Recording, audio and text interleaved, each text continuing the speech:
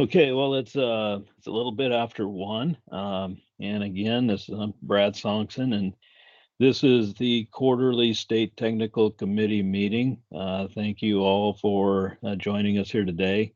We've got a number of different topics, and Tammy has the agenda on the screen, and so appreciate everybody joining us today, and welcome your feedback and questions and any input that you might have as we go. And then we'll have a little bit of time at the end of the day to take any additional questions. And I'd also like to mention right up front that at the end of the meeting, we would welcome any updates from all of you, any partners. Just let us know, kind of what you got going within your agency or within your organization. Everyone's always kind of interested to get those updates. So if you have something or kind of be thinking about some comments at the end, those would be appreciated. So to kick it off today, I'll go ahead and kick it off, but we do now have a permanent state conservationist. We're all really excited about that. Rob Lawson. He just came on board a couple of weeks ago, and I'm just gonna turn it over to Rob now for any opening comments and to introduce himself. So, Rob, I'll turn it over to you. Great, thanks, Brad, and good afternoon, everyone. So it's great to be virtually with you all here. So yes, I'm Rob Lawson, the new state conservationist for Nebraska. Week 3 on the job here. I'm physically still in Wisconsin, but I'll be moving here in the next couple weeks to Lincoln. So I'm looking forward to that move. So just a little bit about me. If you haven't had a chance to read the news release that was issued, but I grew up in Iowa on a family farm in southeast Iowa, and went to Iowa State University in public service and administration and agriculture. And from there, I had an opportunity to work for a summer with NRCS as what we used to call WAEs. So I was a soil conservation technician over a summer back in, not in my home county, but just to the county to the north in southeast Iowa. And really, that's where my passion for the agency and working with conservation started. Really promoting CRP buffer strips is what my job entailed for the most part there that summer. But graduated from Iowa State, started as a soil conservationist full-time within NRCS in central Iowa, and then went to the northeast part of the state of Iowa as a soil conservationist in the driftless area. And then after my tenure as a soil conservationist, I became a district conservationist in western Iowa, in Harlan. Some of you may know of that town there in western Iowa. So was there for 3-4 years as a district conservationist, then went to Illinois as a district conservationist in central Illinois, covering 2 counties, Decatur, or Macon County and Piatt counties. So Decatur, Illinois was the main, the bigger city of the 2 counties. So was there as a district conservationist, and then had an opportunity to join the leadership team over in Indiana as an area conservationist in northwest part of Indiana, Lafayette, Indiana. So covered basically that northwest quad of Indiana, from Indianapolis all the way up to Gary, Indiana. So that northwest sector. So great opportunity to work with partners there in Indiana.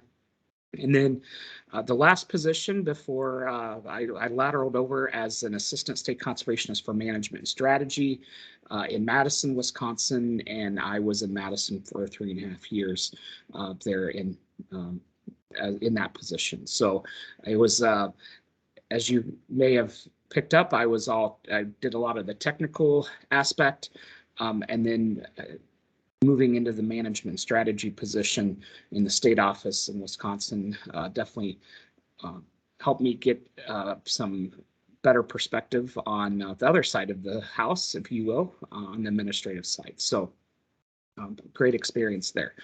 But enough about me. I just want to give a few quick updates here before we turn it over until I turn it back over to Brad. But just a few things going on that's very topical right now. So we, with USDA, with NRCS, we're still following our COVID safety protocols. And we are still right now, and it can change weekly, but right now all of Nebraska service centers are at that 75% capacity, which is good news. And we are allowed to have visitors by appointment. So currently, and again, it can change week to week, but this week we are at that, all of Nebraska field offices are at that 75% capacity, which is welcoming news. Another side note or comment I'll make is the department, USDA, has announced a phased return to the physical workplace plan. And really at the end of the day, the plan is to fully get that implemented by the end of May. So additional details will be going out to our staff, but the department has issued that we are working on a return to the physical workplace plan. The local work groups are going on out in Nebraska, and so it's I know some have already happened and some are scheduled here at the here in March. So I'm excited to see you know, all the input from the local working groups, and so that's happening this month. And the last thing I'll say before I turn it over to Brad is that we will be working on a urban ag subcommittee as part of the state technical committee. So as you know, or may not know, but through the state technical committee, we have different subcommittees under that, where we can really take a smaller group, focus in on the specific issues and recommendations to bring back to the committee and to NRCS. So we will be standing up an urban ag subcommittee. More details on that in June.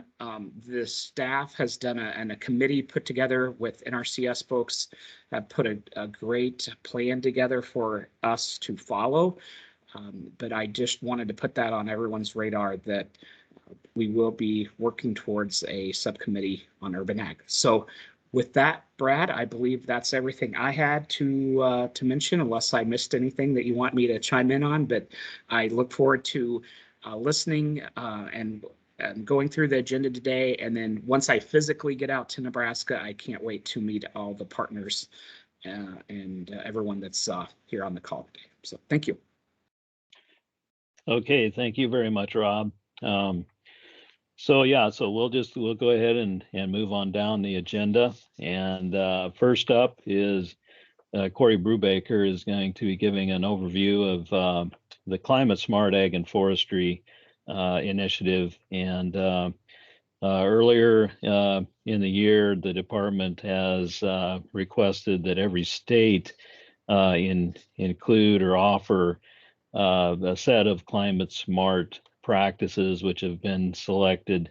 Every state is to include practices into either an initiative or through their general program. So Corey will cover some of the climate smart initiative criteria with that, and then I'll follow up with a little bit more on what we're doing with programs.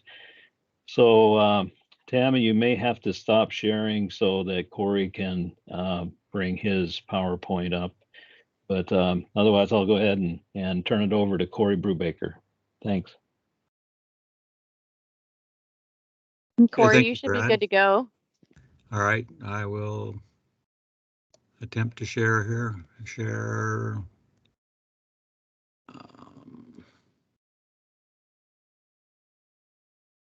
If it doesn't work, I do have all the slides and everything for you too. It's okay. I think I can get this going. Okay. Let me know if you can see it. You see a slide? I do now. All right, awesome. All right, well, Welcome this afternoon. My name is Corey Brubaker. I'm the State Conservation Agronomist for Nebraska. A few weeks ago, I put together a program on the climate smart agriculture and forestry strategy that USDA is beginning to implement. Brad was part of that program as well, and he thought it might be good to bring it to this committee, and so that's why I am here today. So we'll go ahead and get started on that. See if I can figure out how to advance it. All right, so, well, why do we have a climate smart ag and forestry strategy? It's because climate change is affecting U.S. ag and rural communities, as most of you probably well know. The producers and land managers across the country are experiencing climate impacts on their operations through shifting weather patterns, increasingly frequent and severe storms, floods, drought, and wildfire. And these threats have significant implications, not just for the producers themselves, but also for the surrounding communities and for all Americans.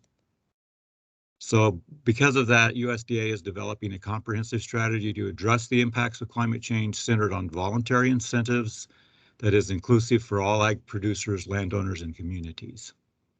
And that's known as the USDA Climate Smart Ag and Forestry Strategy. To begin putting together this strategy about a year ago, a little over a year ago, the USDA hosted a series of 10 stakeholder listening sessions across the country to provide a forum for feedback and discussion around climate smart ag and forestry strategy development and implementation.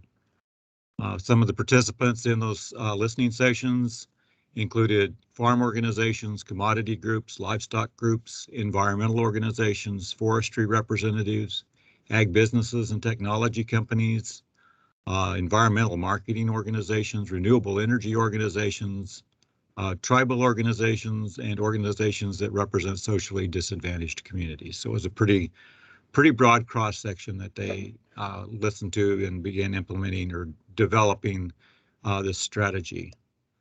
The targeted outcomes of the strategy there's 4 of them. Primarily, the number one outcome is to try to adapt and build resilience to climate change in the ag and forestry communities. As part of that, certainly increasing carbon sequestration is one of the goals that we would like to have. On the flip side of that, reducing greenhouse gas emissions. So if you look at adaptation and mitigation are basically the way they broke down these 2 things. So increasing carbon sequestration is really fits both roles. It is a mitigation by removing carbon from the atmosphere, but it is also a way that we can build resilience by building those resilient soils. And then a lot of our focus at NRCS will be focusing on building resilient soils. And obviously reducing greenhouse gas emissions is a direct mitigation type outcome. And ultimately, we hope that by developing this strategy, we can sustainably increase ag productivity and incomes. The proposed strategy had 7 different elements. First of all, they wanted to develop a strategy that works for all farmers, ranchers, forests, landowners, and communities. So they wanted it to be inclusive. They wanted to develop methods to quantify, track, and report the benefits of carbon smart ag and forestry activities. Leverage existing USDA programs to support those strategies, and that's what Brad will talk about a little bit more, is how we're leveraging our existing programs. Certainly, part of that is going to be strengthening education, training, and technical assistance for us and our partners to promote these activities and practices. One other goal that they have is to support new and better markets for ag and forestry products that are generated using these carbon smart ag and forestry practices. Develop a forest and wildfire resilience strategy from the forestry standpoint. And then also obviously try to improve research. And we'll talk a little bit about each of these strategies or each of these elements of the strategy. First of all, the desire to develop a strategy that works for all farmers, ranchers, forest landowners, communities. To accomplish that, we want to strengthen consultation and engagement with tribes and other socially disadvantaged communities and producers. Identify opportunities for broader inclusivity within USDA programs. And that urban agriculture thing that Rob mentioned, it certainly fits into that bullet point there. Try to remove barriers to participation and adoption so that we are reaching all producers. And recognize our early adopters. A lot of times we have these early adopters, the innovators that are out there trying new things, and we basically can't do any type of cost share or assistance with them because they're ahead of us. So we want to at least recognize them and probably try to find ways that we can compensate them for their innovations. The second element was to develop methods to quantify, track, and report the benefits of these activities. First of all, identify promising practices, and Brad will talk about some of those.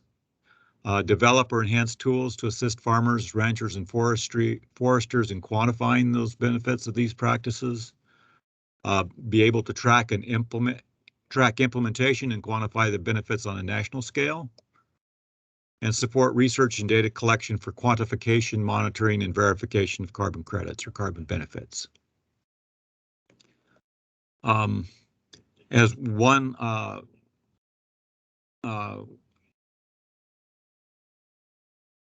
can't think of the word here, but one way that the USDA is beginning to address that particular element of the strategy is they've developed this USDA partnership for climate smart commodities.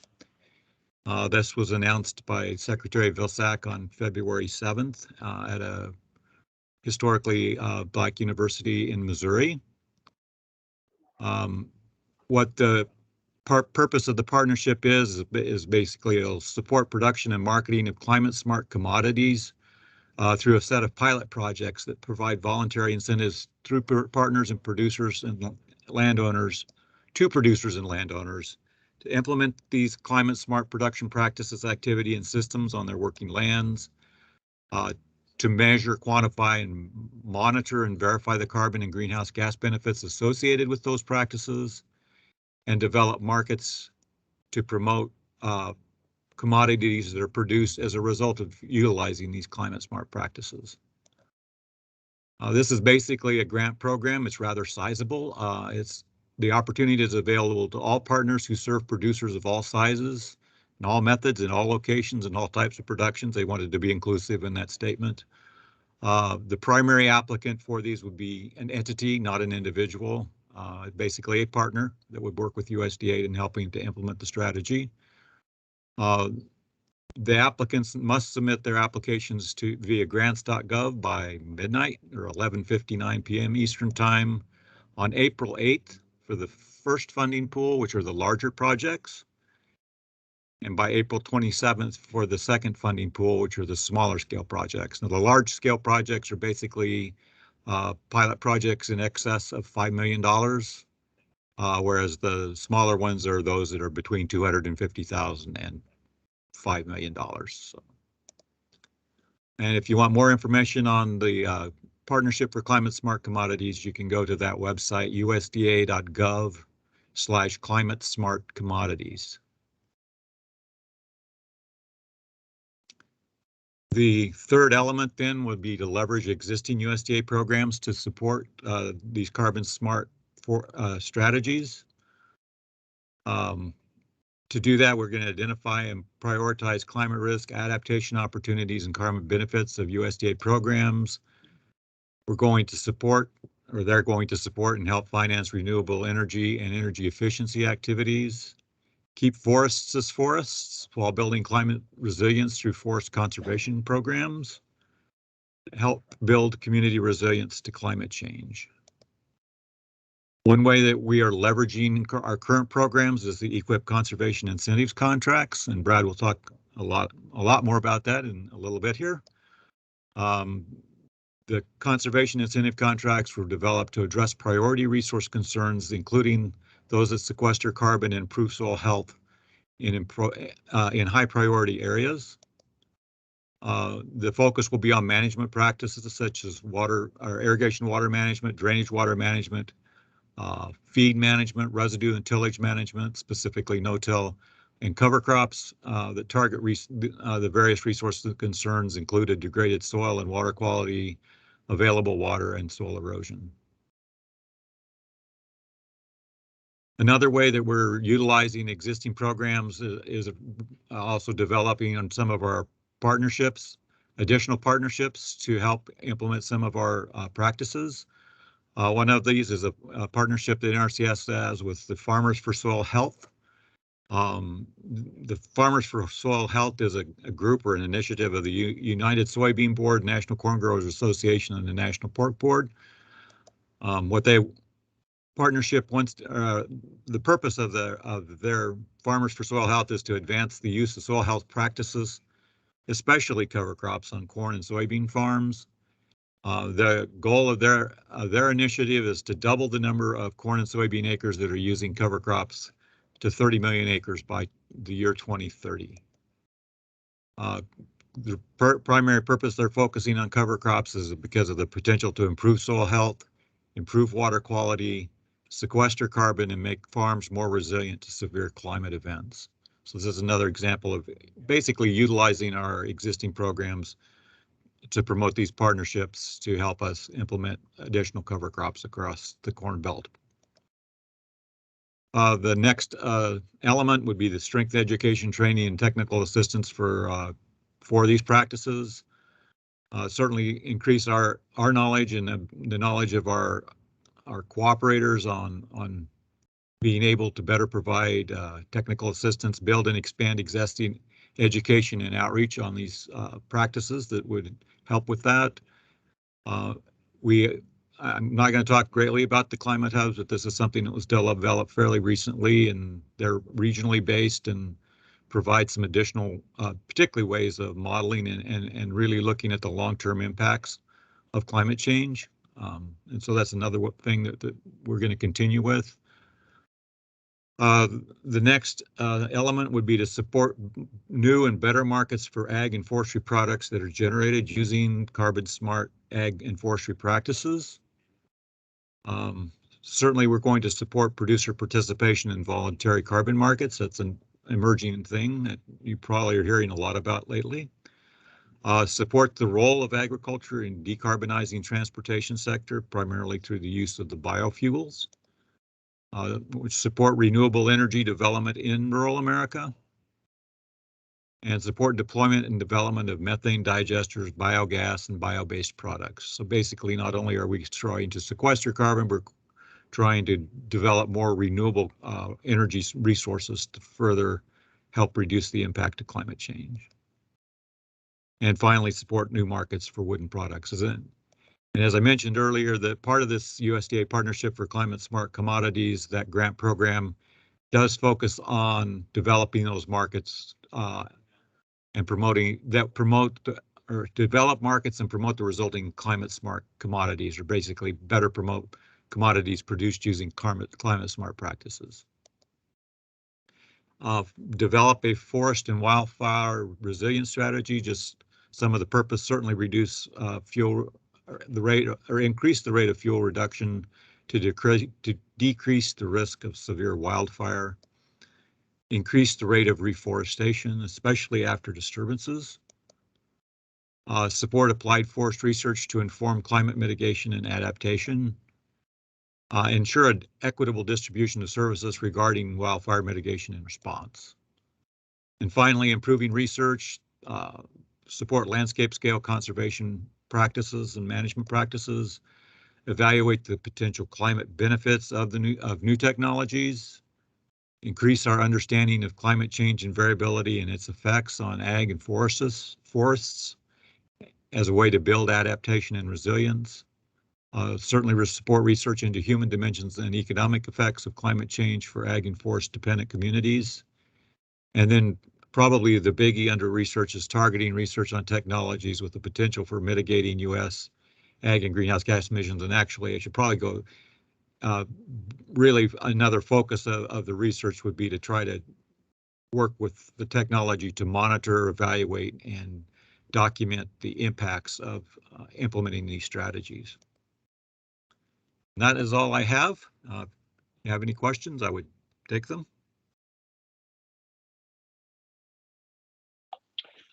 Okay, thank you, Corey.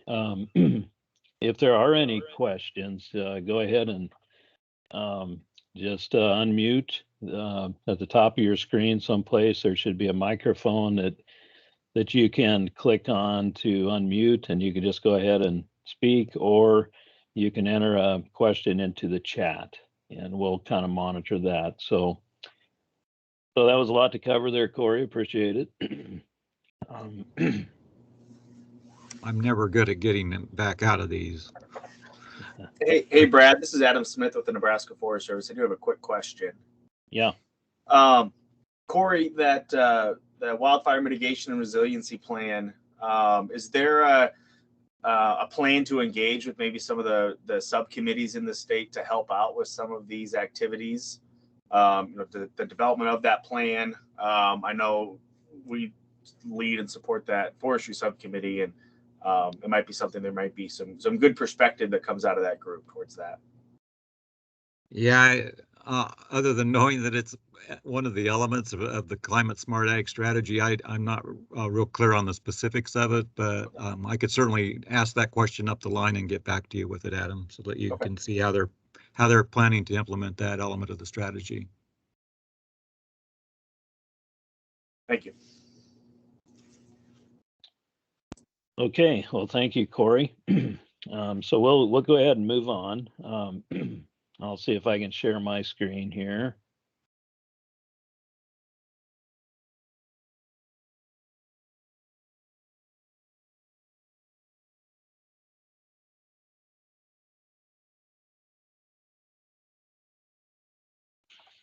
Okay, so as Corey indicated,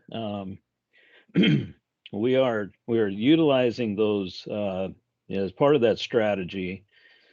We are going to incorporate those. There's 32 climate smart and forestry practices which have been identified to support the strategy.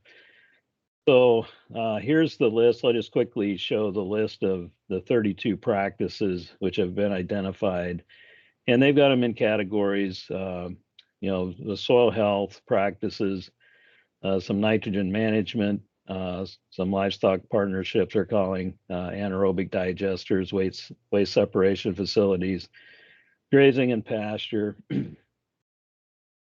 Here's the agroforestry, forestry, and upland wildlife habitat practices, some restoration practices, and then one for rice. So here in Nebraska, we're kind of tackling this in two different approaches. The first approach is to just incorporate these practices into our general programs. So for FY22, we decided to target this to the beginning farmer, rancher, and socially disadvantaged producer fund pools.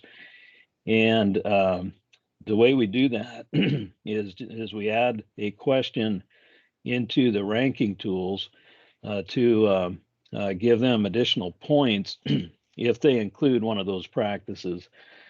So, for example, if they're doing one or less, they wouldn't get any additional points. If they do two core practices, they would get 15 additional points on a ranking score.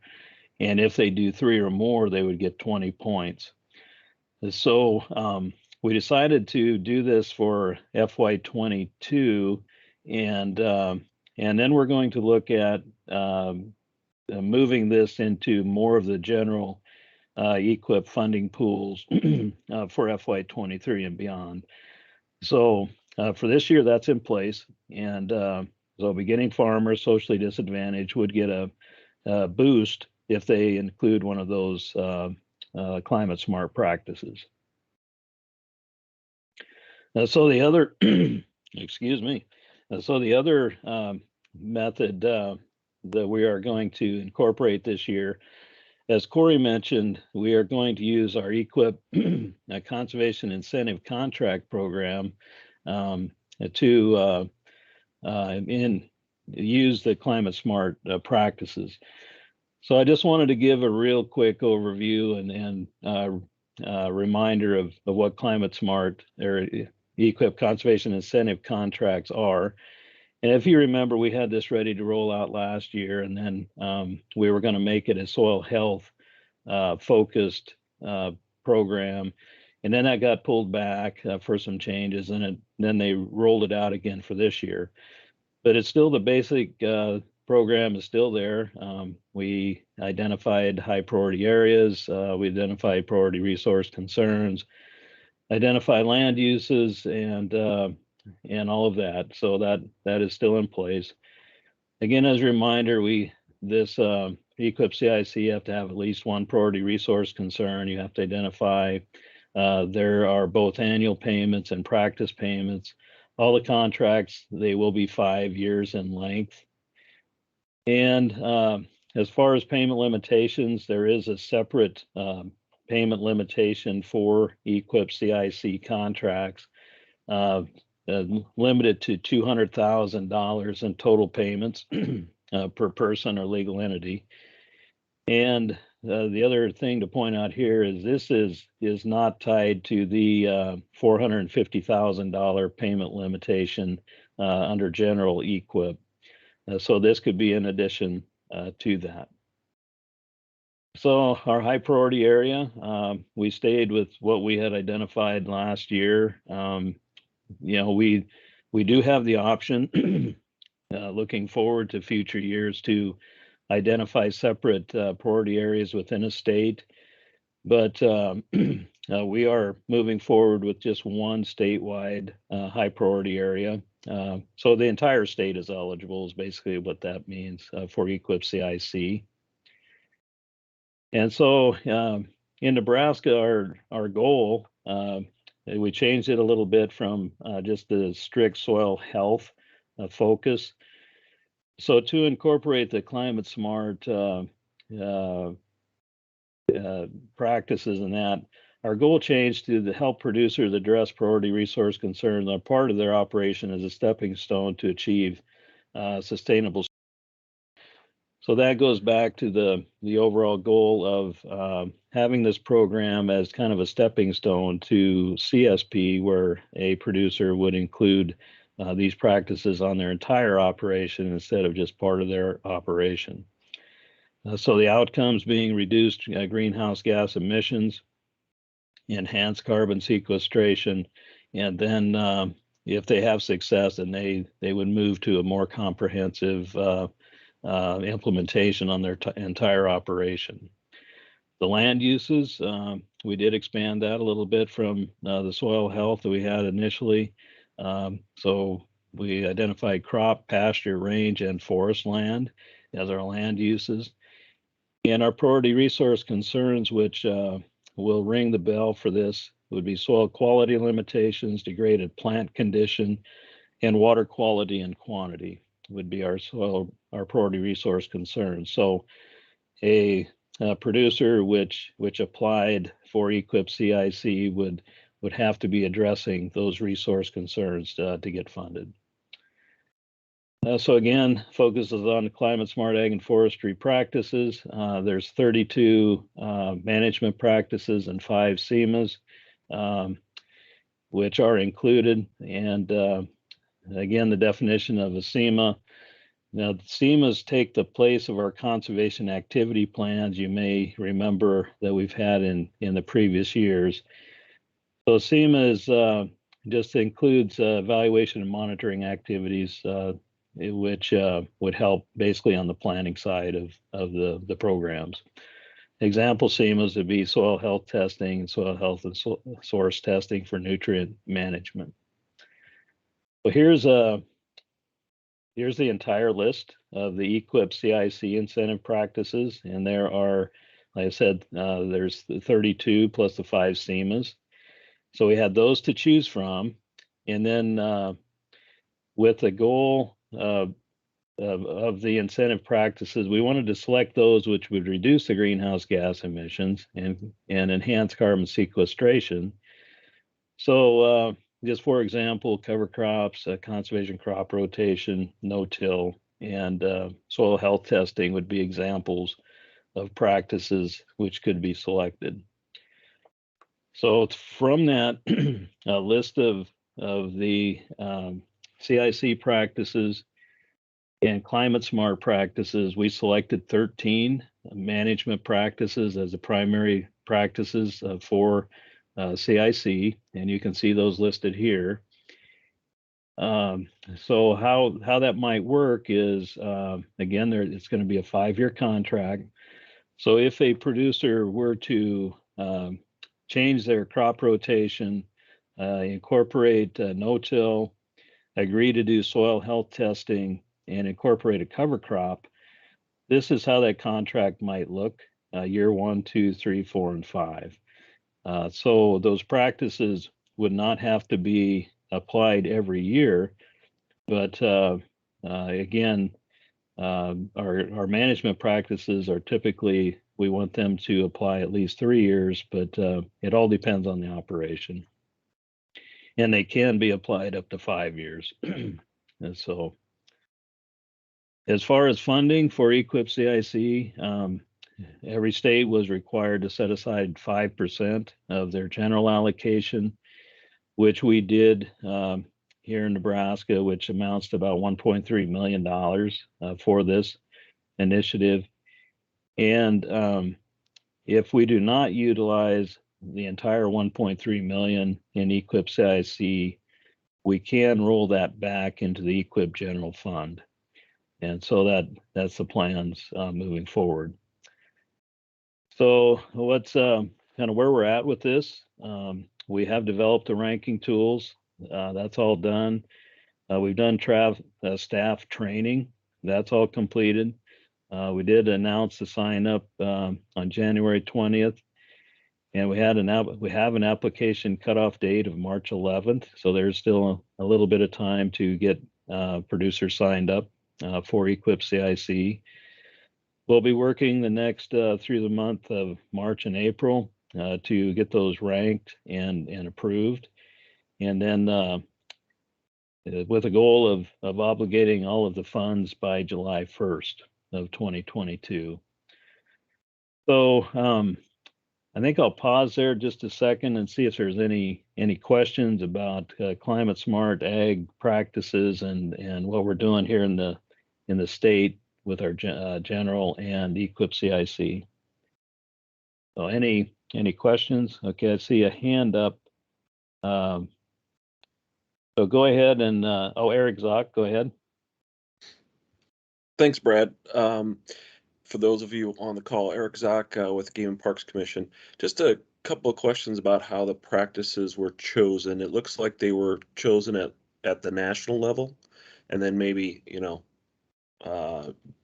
brought down to the state, and then the state could choose from there which practices they were going to implement. And I see kind of makes sense that, with the soil health initiative, with the CIC, that you would choose the ones you did. Anything going forward that, opportunities to maybe provide comment on additional practices like wetland creation or wetland conservation, and then, I not having the full list of practices just at the Rolodex in my head, just other practices that may be beneficial that could be added in the future. Yeah, that's an excellent question, Eric. And so first, no, these weren't dictated from headquarters which practices we selected here in Nebraska. That was a state decision. There were the sideboards that, obviously they needed to be on the national list, which all of these are. And so it was an in-state decision, Eric, and we spent some time, between the program staff and ECS staff and others to select these practices. And I'm glad you brought up the point of moving forward. You know, this is a rollout year, and we definitely would want to include this in any discussions in our subcommittee meetings coming up. We were just talking about that today, that we needed to get those scheduled.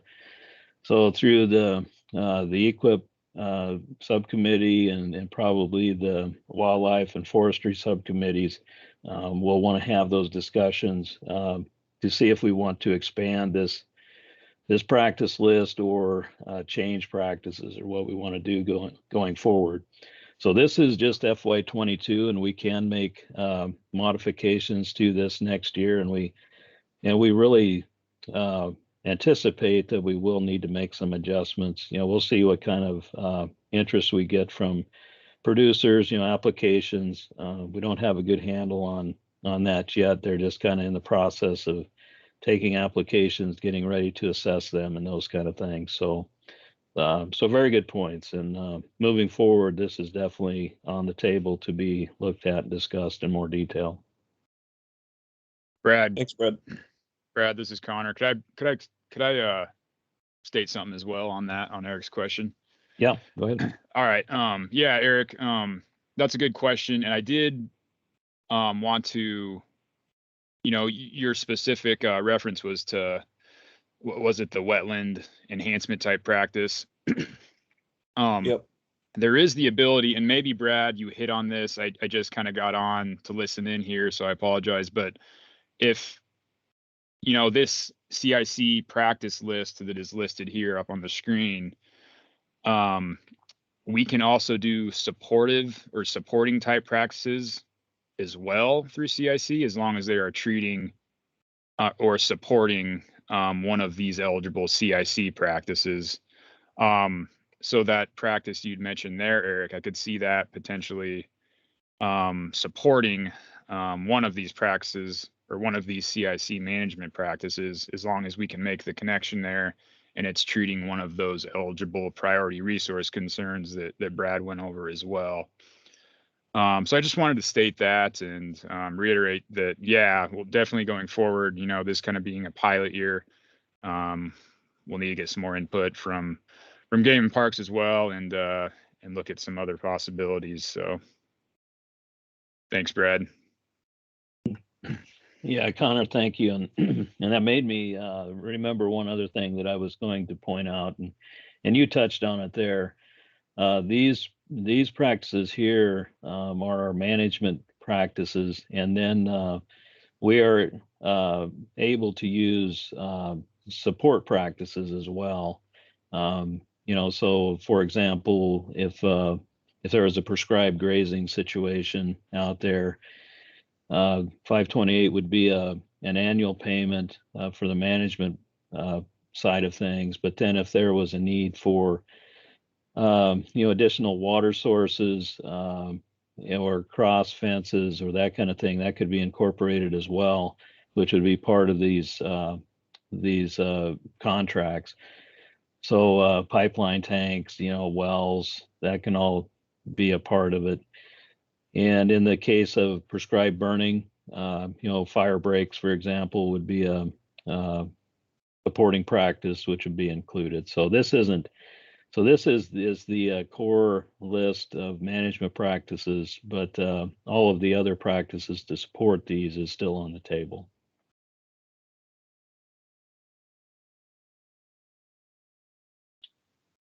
Okay, well, good question. So moving on. So I'll just touch, just want to give a quick update on our other programs. So on Equip, snapshot as of now, we currently have about 2,500 active contracts on 1.1 million acres, $80 million obligated into the contracts. And then we will be adding, you know, to that number this year. We're looking at probably another 1,100 contracts by the time we're all said and done throughout FY22. So again, another just want to get this out there for review, and so you have it on for reference.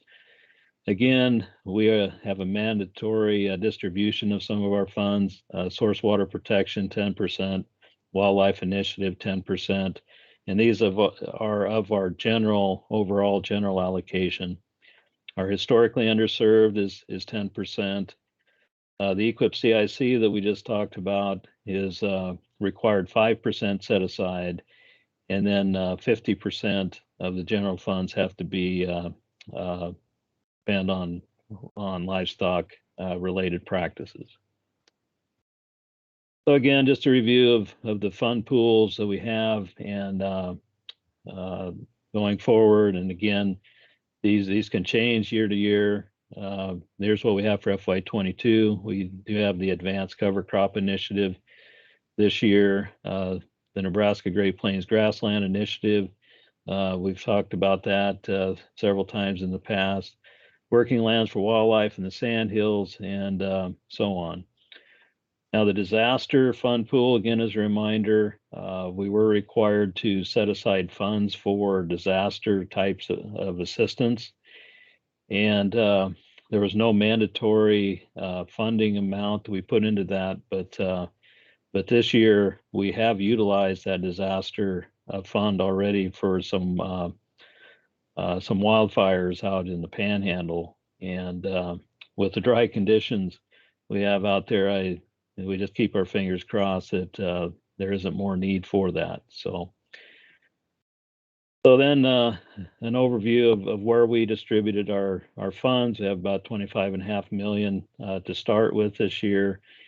Then you can see how that breaks down amongst the different initiatives. And these are the types of things that we discuss at our subcommittees and go back even to the local work group committees on their recommendations and that. So this is how it came out this year. The 10% for the Wildlife Fund, again, as a reminder, we're splitting that with the Nebraska Great Plains Grassland Initiative, and 1.35 million for just strictly the wildlife, and then we set up 1.2 million for the Nebraska Great Plains Grassland Initiative. So anyway, just for your reference moving forward, we do have the partnership funds. Again, NWQI, we have moved forward with the 3 NWQI projects: Brazil, Big Sandy, and Turkey Creek. We got 1.7 million, and initially that's being distributed 750,000 to Brazil, 368,000 to the Big Sandy, and 616,000 to Turkey Creek. So we're getting a lot of interest, a lot of good applications for sure in the Brazil. Need to do some more follow-up with the Big Sandy and Turkey, but we may be needing to do a second application cutoffs, but all of that is on the table to be discussed as we move along. We have 2 Water Smart projects with the Bureau of Reclamation, 250,000 in the Upper Republican and 524 in the Middle Republican NRD. And then we also have the Joint Chiefs project, which we've had for several years. The Upper Niobrara White, Middle Niobrara, and Upper Loop, and there's 500,000 in that, and that's been a very successful project, and we've been utilizing all the funds we've received in the past years. So this year we had a November 19th application cutoff date. We'll be asking for some feedback from the local work groups on how that worked. So far, it looks like that was very successful. It kind of gets us out in front of the curve a little bit to set up our ranking pools and all of that. And then the Advanced Cover Crop Initiative had a February 18th application cutoff date. And I also mentioned, I didn't put it on here, but there are various application cutoff dates for some of the NWQI projects and Water Smart projects. They could have varying dates. So before I move on, is there any questions on Equip?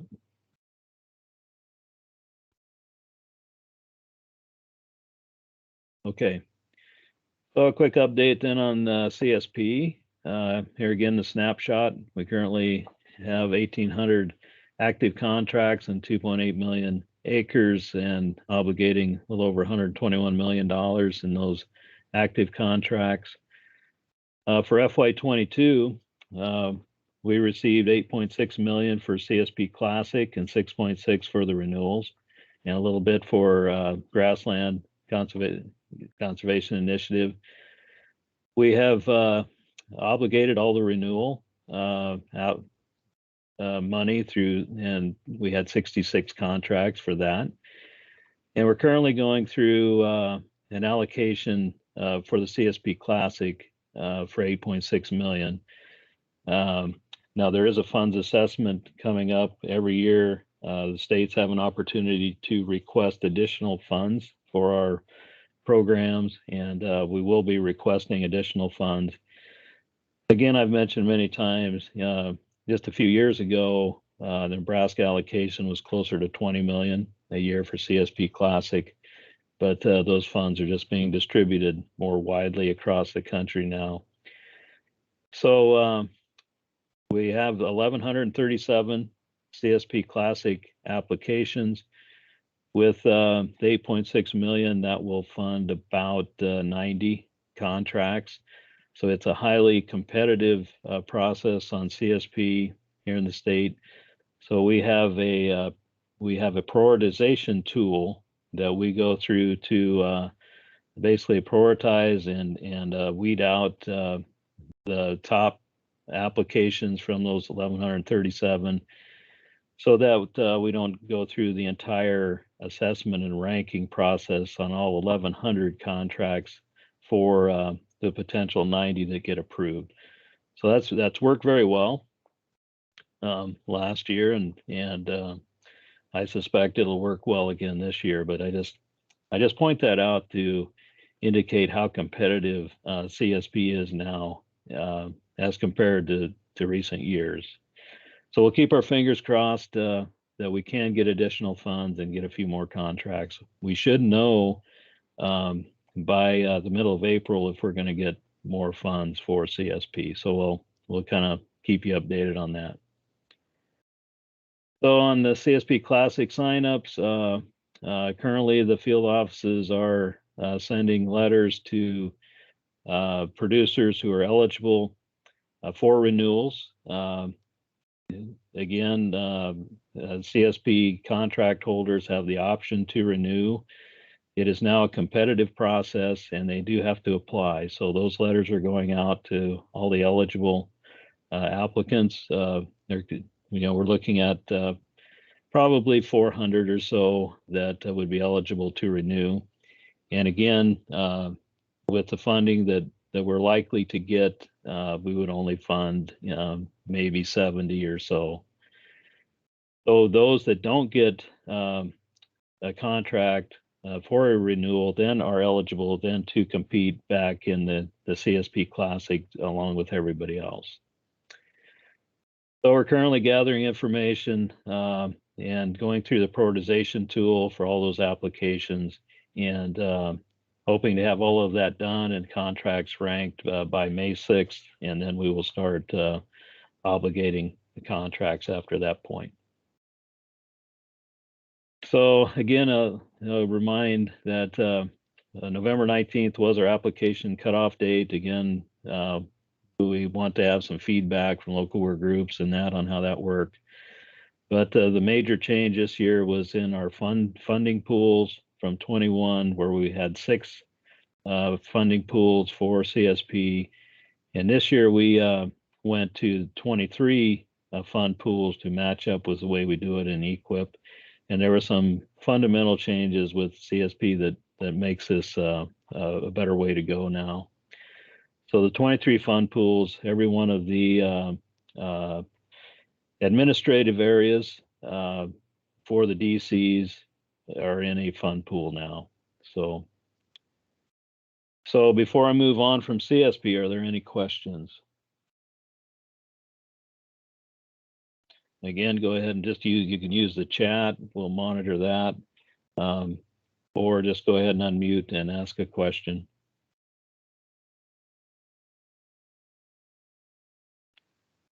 Okay, seeing none, quick update on easements.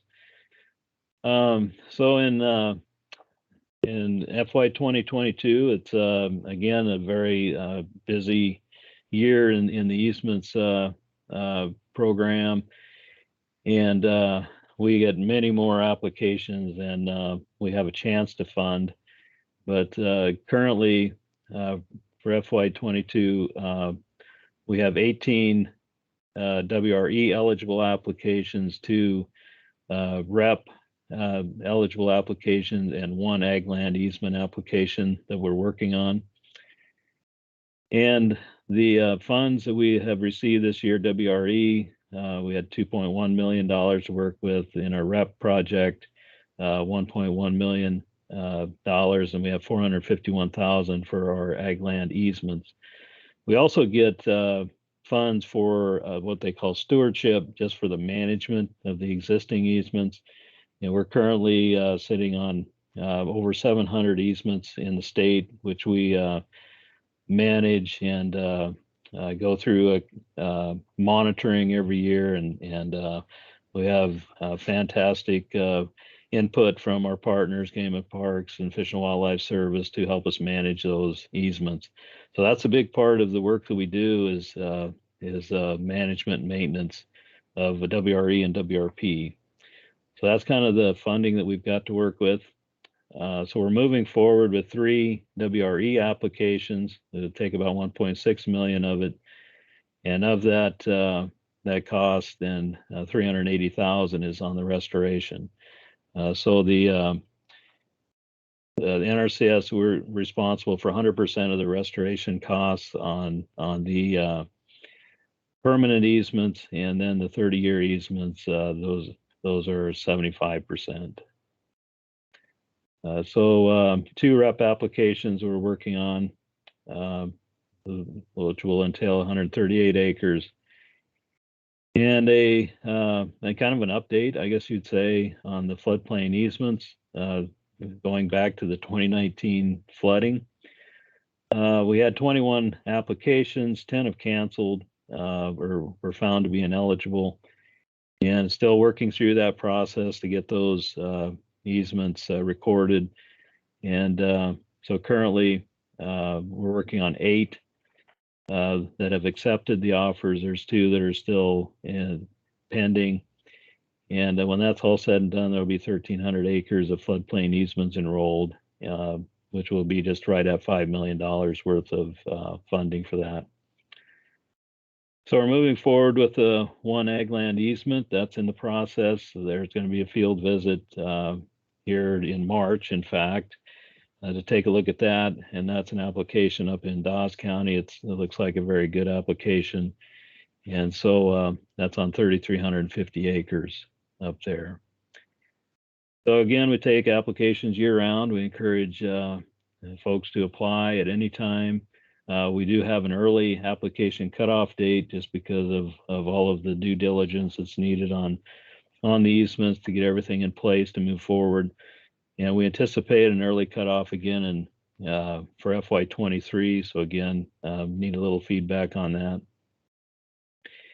And we are using appraisals to get our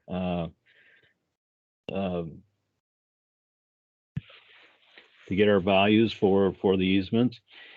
And so the thing I would point out here on our geographic area rate caps, we do have to set a cap regardless of what the appraisal comes in. So the not to exceed rate on irrigated cropland across anywhere in the state is $9,535 for irrigated, and not to exceed would be $5,000 for all other land uses. So that would be the cap, and we didn't get close to any of that this year on any of our appraisals, but should we, then it would be capped at that. And then a reminder that the appraisals are reduced by these percentages based on the retained use of the landowners. So the appraisal costs are reduced by this amount. So just that's more of a review and reminder of how that works. So before I move on, anything on easements? Any questions on the easements before I move on?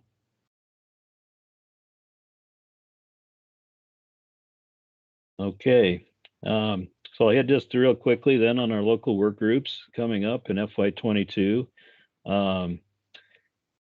We have all of the local work groups have scheduled their meetings. They'll be held in February and March. And so thank you to all of the NRD managers and the DCs out there for getting those scheduled and getting them ready to go. We're very looking forward to the input and the feedback we get.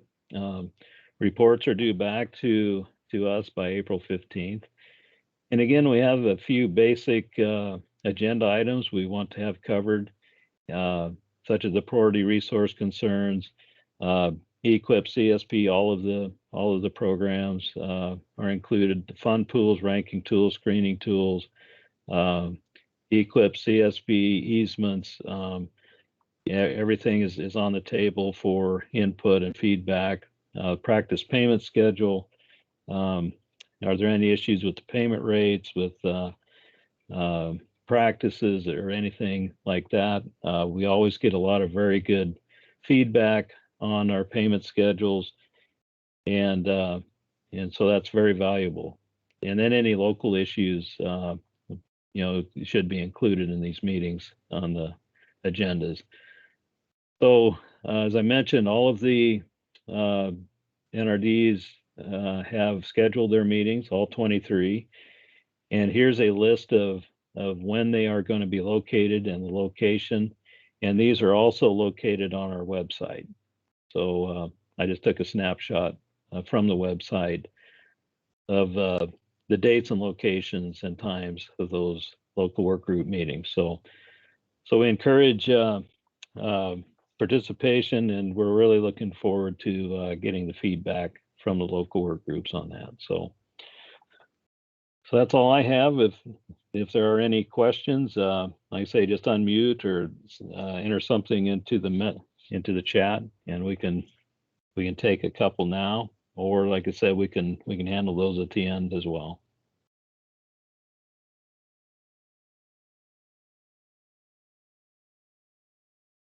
Okay. Well, seeing none, then next up is Tammy Timms is going to give us an update on some of the partnership programs and kind of where we're at with Rcpp and some other things. So Tammy, I'll just go ahead and turn it over to you. Okay, thank you, Brad. Can you see my PowerPoint all right? Yep. Awesome, great, thanks again. So I'm Tammy Timms, the NRCS Programs Initiatives Coordinator here, and just wanted to say good afternoon and thank you for joining us. My PowerPoint presentation today is just going to focus mostly on Rcpp and CRP. Just to give you a quick little update on where we're at with our projects, just a little discussion on Conservation Desktop and how we're using it for Rcpp producer contracts. And then just a little bit on the Rcpp Classic and AFA funding announcement that has been announced and will be closing in April. So we'll start with the Farm Bill 14 Rcpp projects. We have 3 of them to the left out there. We got the Wahoo Creek, Papillion Creek, and Divots in the Pivots. The Wahoo Creek Water Quality Sites project is set to expire June of this year, but due to the progress, we are going to be looking at a 1-year no-cost extension to give us time to finish that final design and construction as well. So we're looking at preliminary design January 31st, expected final design on December of 2022, then with construction following. So we're hoping that it'll be enough time, but we'll just see how the project goes. Project 1712 Papillion Creek, that one is set to expire in December of 2023, so we have a little time yet. Right now the plan is at NWMC for review.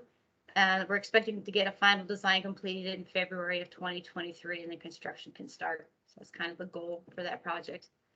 Project 1564, Divots in the Pivots, expires September of this year, and we are preparing for a 1-year no-cost extension just to give us a little bit of time to get this last partial agreement finished under the ASEP WRE side of the Rcpp project. On our Farm Bill 18 RCPP projects, right now we are very active with our project 1966, which we're also calling our soil carbon project with the Nature Conservancy. We're looking at total FA funds at 3.1 million. And looking at the progress of this one, last year, our fiscal year 21 obligations, we ended up with 20 contracts. I think there were over 40 to 50, I think there was around 50 applications, but we were able to fund 20 of them at 545,000. This year, we had a sign up for producers that ended on December 17th. And so we've been collecting and ranking those applications. We're looking at 43 applications right now for a total of up to $2.16 million worth. So that's, you know, we see that there's definitely interest, there's demand for the practices, which we have here is the crop rotation, no-till, but mostly the cover crop side of the project. We're budgeting roughly around 600,000 to be obligated in fiscal year 22. But the way that works with RCPP and NRCS works together and looks at those applications, at the rankings, and we work with Central Platte NRD as well as Upper Big Blue NRD staff to make that decision exactly where we do want to cut that off at. So we are, as far as on the project agreement side of things, the programmatic partnership agreement's been done since last April. And we're finishing up some project supplemental agreements, and those supplemental agreements are what we use for reimbursements for technical assistance, whether it's for implementation or for outreach and marketing. Project 2135, the cropland cover project with Nebraska Game Parks Commission. This one was funded at $700,000. Progress on that one is that one we had the partnership agreement signed last year as well, and then got the supplemental agreement for technical assistance done around August or September. So this year now we're looking at producer contracts, getting some of that conservation on the ground, that money on the ground. So right now we're budgeting roughly to fund around $150,000 worth of applications. Right now we have 21 applications from the producers. They had a sign up deadline of December 30th. And so now we've ranked them and looked at them. And right now we're looking at 15 applications that are going to be pre-approved. And these are going to be for practices for access control and cover crop. So again, another successful sign up, another project that we do definitely see a lot of interest from producers. And I just was going to note on the side here too, we can see the 6 counties that are priority, and that's the Hayes, Frontier, Hitchcock, Red Willow, Furnace, and Harlan. A couple other projects that we have for Farm Bill 18 is the project 2271, the Ogallala Aquifer and Platte River Recovery project with the Central Platte NRD. We're looking at $1.7 million there for FA. And we are planning on doing producer signups this fall. Just weren't quite ready once we had the agreement in place to really get a successful sign up going. So, and just with some other obstacles that we faced, which I'll be covering here soon, it was just decided that we would look at maybe having a late summer or into fall sign up with producers. The practices there that we're going to be looking at are going to deal with converting irrigated land to dry land, irrigation sprinklers, pipelines, pumping plants, flow meters, and just other components of irrigation, as well as irrigation water management, nutrient management, and residue management. Project 2434, Platte River and Plywood Wetland Protection Project with Ducks Unlimited. This is a RCPP project that focuses mostly on easements, but the financial assistance level on that one is 1.3 million, and that's for easement acquisitions. So right now we had just completed the programmatic partnership agreement with them, and we're working on the supplemental agreement for technical assistance, outreach, and communication. And with Farm Bill 18, I've mentioned before on previous recordings that it's a lot different than what Farm Bill 14 was. And so trying to run through all the, well, and RCPP is a program of its own now. So trying to come up with the policy, the rules, regulations, and just to make sure everything that we do move forward is going to be within regulation. It's just taken a little bit of time to get RCPP 18 together as set in stone and known what's going to happen. The easement side of the whole RCP policy, though, has taken a little bit longer. Obviously, easements are a little more complicated and detailed, and so the one part of the whole policy that we still haven't gotten guidance on is how to develop those parcel agreements. So we're working with Ducks Unlimited, though, on finalizing supplement agreements and determining the technical assistance for outreach and communication, as well as practice implementation.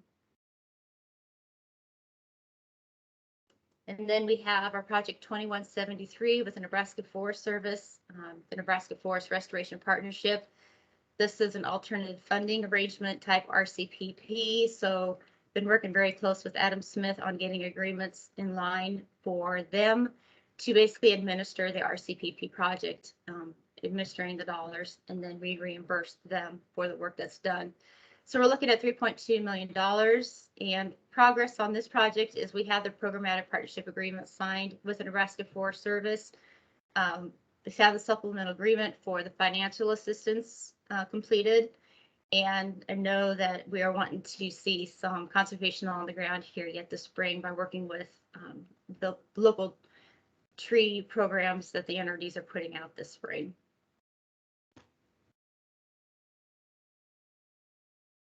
So one of the other topics I'm just going to briefly cover it is one of the obstacles that we have faced with some of our Rcpp Classic type projects, and that's just the conservation desktop software that we're using in the past, and all the other programs that NRCS uses. Producer contracts to develop using ProTracks. That's been in effect since 2002, early 2000s. So anyway, we're starting to kind of slide over into using our current software, which is the Conservation Desktop. That's a planning software that developers are working on creating that into being a contracting software as well. And Rcpp got to be picked to be the program to, I guess, be the guinea pigs for it to work. So anyway, I just broke down kind of some of the components of what we do within CD. And what we had to face in fiscal year 21, a lot of manual entry for eligibility, a lot of manual creation of contract documents, administration is all manual, basically meaning we have to fill out the paperwork without the software. So then in fiscal year 22 here, we are definitely seeing some upgrades. We are seeing that they are now getting some of the forms to auto-populate so that we don't have to fill out all the lines on the forms manually, but it still requires adjusting the PDF.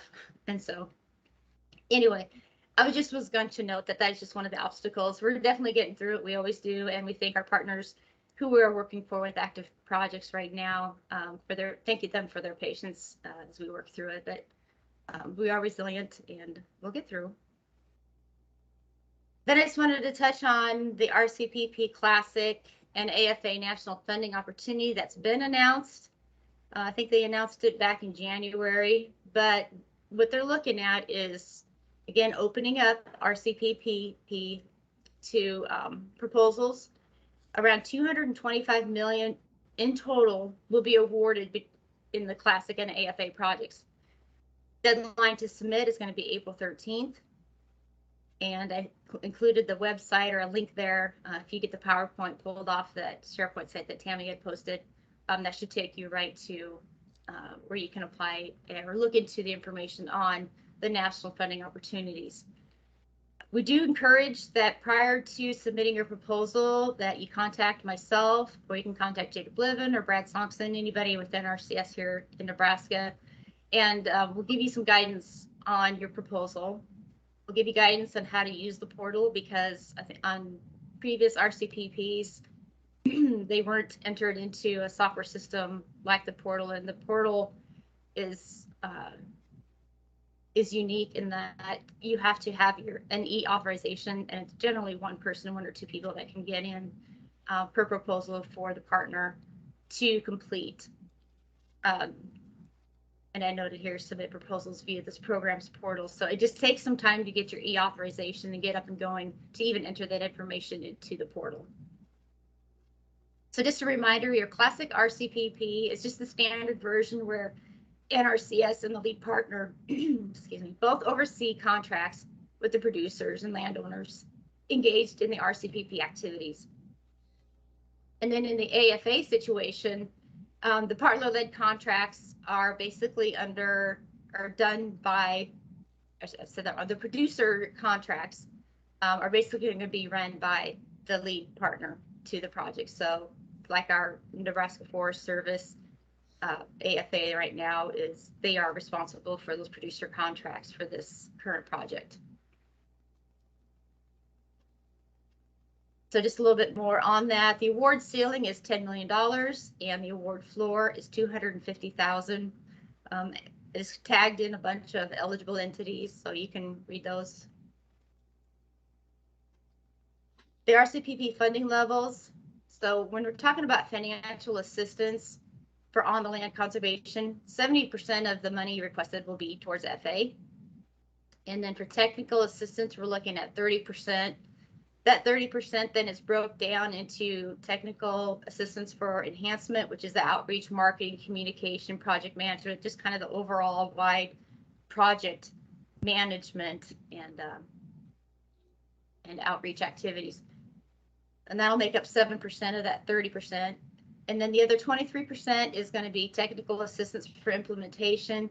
And that's where it's the actual practice implementation. So every dollar that you spend for TAI has to be directly tied to that specific financial assistance dollar that is spent. So it's very specific to the practices that are being put on the land and the technical assistance needed. So basically to plan, design, install, and certify and pay. So NRCS retains 5% of that automatically. And then that 18% left of that 23 is what's negotiable between the partner who put in the proposal and NRCS. So I just wanted to make a quick note that RCPP is not a grant. It functions more as a contract. I hear time and time again, everybody refers to RCPP as a grant, and we just want to make sure that it's clear that it's not. The lead partner will be held accountable for entering the proposal in the portal. If selected, they are responsible for basically administering that project within the portal, acquiring and accounting for the dollars that they want to get reimbursements for the contributions and for the match, reporting the outcomes. What are the conservation outcomes? What are the economic outcomes or social outcomes? And so the reason that you're seeing a lot more partner hands-on with the RCPP projects than what maybe RCPP 14 is because just audits were showing that we needed it to have a more stringent accountability with the Farm Bill 18 RCPP.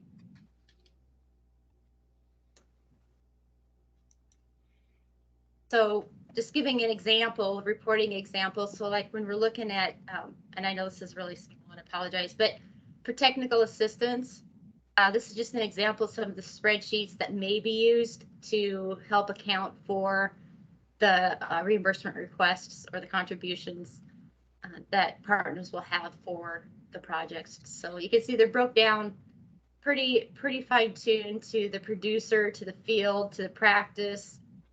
When was NEPA done? When was the planning done? Final design and details like that.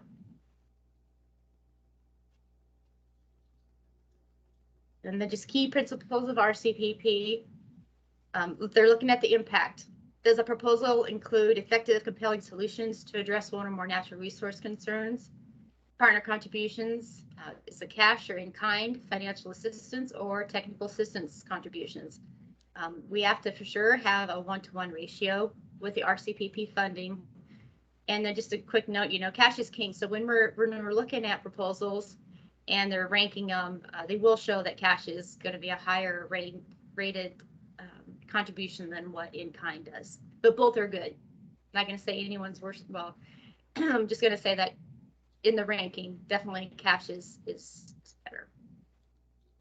Innovation at 20% of the rating. Does it integrate multiple or innovative conservation approaches or technologies? Is it building new partnerships? So what is the innovation behind the proposal? And the partnerships and management, basically, what is the experience that the partner brings to the table? How much experience do they have working with NRCS, what is the experience that they have in working with projects and managing those.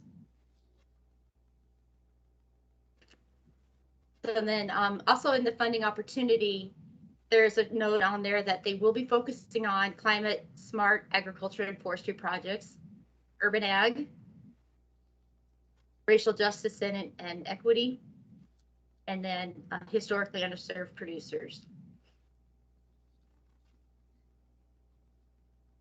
Oops, sorry about that.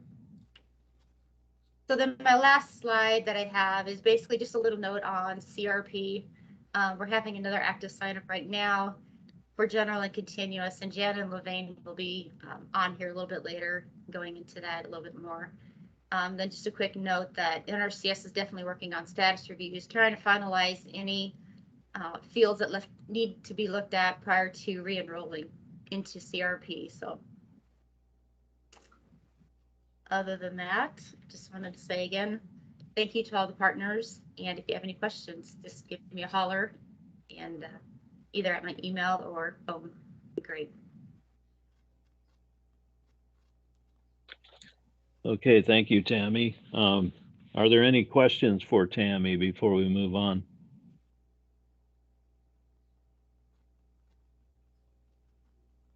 All right, seeing none, thank you, Tammy. And so next up is Adam Smith.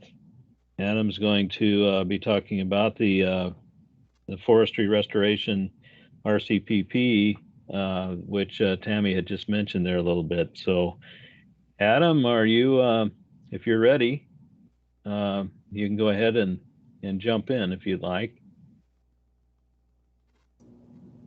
Okay, thanks, Brad. Just getting this shared. Can we see my presentation? Yep, it's there. Okay. Yeah, thanks, Brad, and thanks, Tammy Nordman for putting this together and giving me a chance to talk about our program here. A good segue from Tammy Tim's presentation about the difference between RCPP and RCPP Classic and the AFA. We're learning a lot about that process, working with Tammy, but everyone's been great to work with on pulling this together. So I'm Adam Smith. I'm with the Nebraska Forest Service, and I'm sort of leading the administration of this new program, what we call the Nebraska Forest Restoration Partnership. And this program came out of a few concerns that we've seen across the landscape in the state. So a couple of these issues that are coming up are in the oak and cottonwood forests. Just an example of some inventory information that we're seeing from the U.S. Forest Service based on data collected ending in 2019. On the left, we'll see our oak forests. It's a little bit of a distribution of the tree age classes in there: growing stock, sapling, and seedling, with the idea that the seedlings eventually become saplings, which eventually become growing stock. And we see the shift in species in the oak forests, where there's a pretty equal proportion of, in this case, oak hickory and hackberry, some shade tolerant species.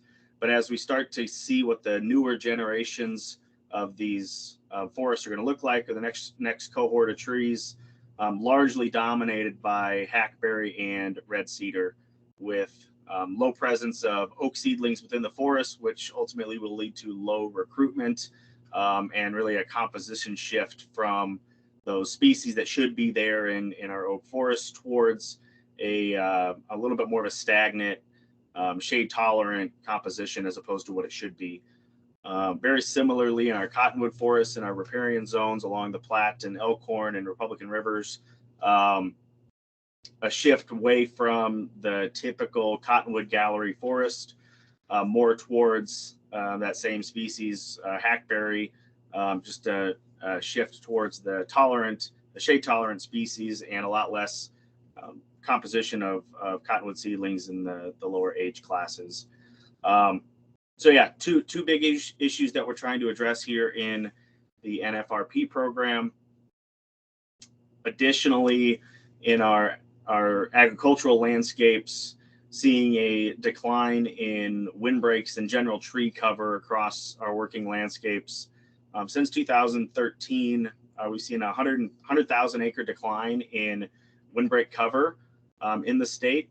And what we're seeing here on the graph is the mustard yellow color is the total acres of lost windbreak cover by cover type. So ag land, we've lost almost 20,000 acres of windbreak cover. Cropland, over 90,000 acre decline. And then the brown is what we've gained in that same land use category. So a lot more loss than gain in our windbreaks across the state. Compounding this issue to do some work in our windbreaks, we did a recent four state inventory and assessment of windbreaks across both the Dakotas, Nebraska, and Kansas, called the Great Plains Initiative 2. And in Nebraska, it was identified that almost 20% of our windbreaks are greater than 50 years old.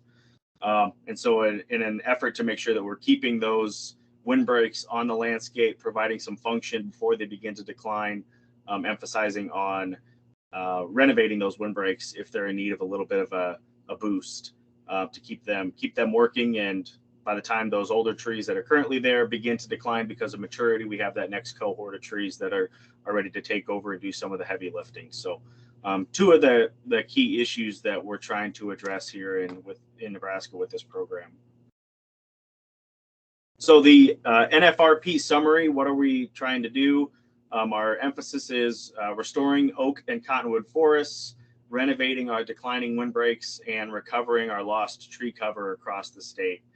As Tammy mentioned, this is a different situation, a different setup with the Rcpp program, with NFS administering the contracts with producers to achieve these goals. We and our partners will be implementing forest stand improvement, windbreak renovation, and windbreak establishment and tree establishment. Really, the windbreak and tree establishment, the goal there is recover those lost trees. And so whether it comes as a conservation tree planting for wildlife or a windbreak planting, the goal is to reverse the trend of lost tree cover. And the windbreak renovation is, I think, for some it may be a little bit lost. We see those shelter belts and windbreaks really as an active system and a piece of infrastructure on the landscape. So doing management while they're still providing some benefit and planting new trees along with those existing trees. The goal is to keep that functioning as a beneficial system, as opposed to waiting for it to decline, taking it off and putting new trees there, waiting for 20 more years for those trees to come back. So it's really about keeping those windbreaks functional. So maybe windbreak renovation should be, windbreak rejuvenation. We don't want to take those off and replant. Our goal is to keep some form of those trees there so they're providing benefit while the other trees come back up. As I mentioned, our partners, we are the lead partner on the project, working directly with NRCS in the portal and on the agreements. Our other partners, the Nebraska Game and Parks Commission, is working with us to implement the forest stand improvement financial assistance, largely being led by some of their foresters or their staff in the East. And then we have 16 NRD partners that are going to be helping us implement the windbreak renovation and windbreak establishment cost share within their districts. Not included in this map, that was included in Tammy's map, is the Upper Big Blue. The Upper Big Blue is a supporter of this program, and they wrote a letter of support and are a partner technically on the program. However, they've already been offering a 75% cost share on these practices, and so a lot of their assistance is sort of off the books help with promotion and advocacy for the program. So they're included on the application and in the portal as a partner, but we'll be implementing these cost share programs within these other NRDs. What's interesting here is we also picked up a NRD, the Upper Loop, joined the program as a partner in I think February, just last month. I spoke at one of the NRD managers meetings, talked about the program, talked about how it's going to run, and we were able to recruit a new NRD to partner with us on this. I also have having conversations with an additional partner, additional NRD to jump on when they're ready as well. So one of the benefits of this program is the ability to continue to recruit NRDs once maybe we can show some progress and some impacts on the landscape to get this really as performing as a statewide effort. Again, this is an area here. The highlighted NRDs are just those that are implementing windbreak renovation and windbreak establishment and tree planting. There's a different landscape for planting, forest stand improvement that I think I'll touch on here soon.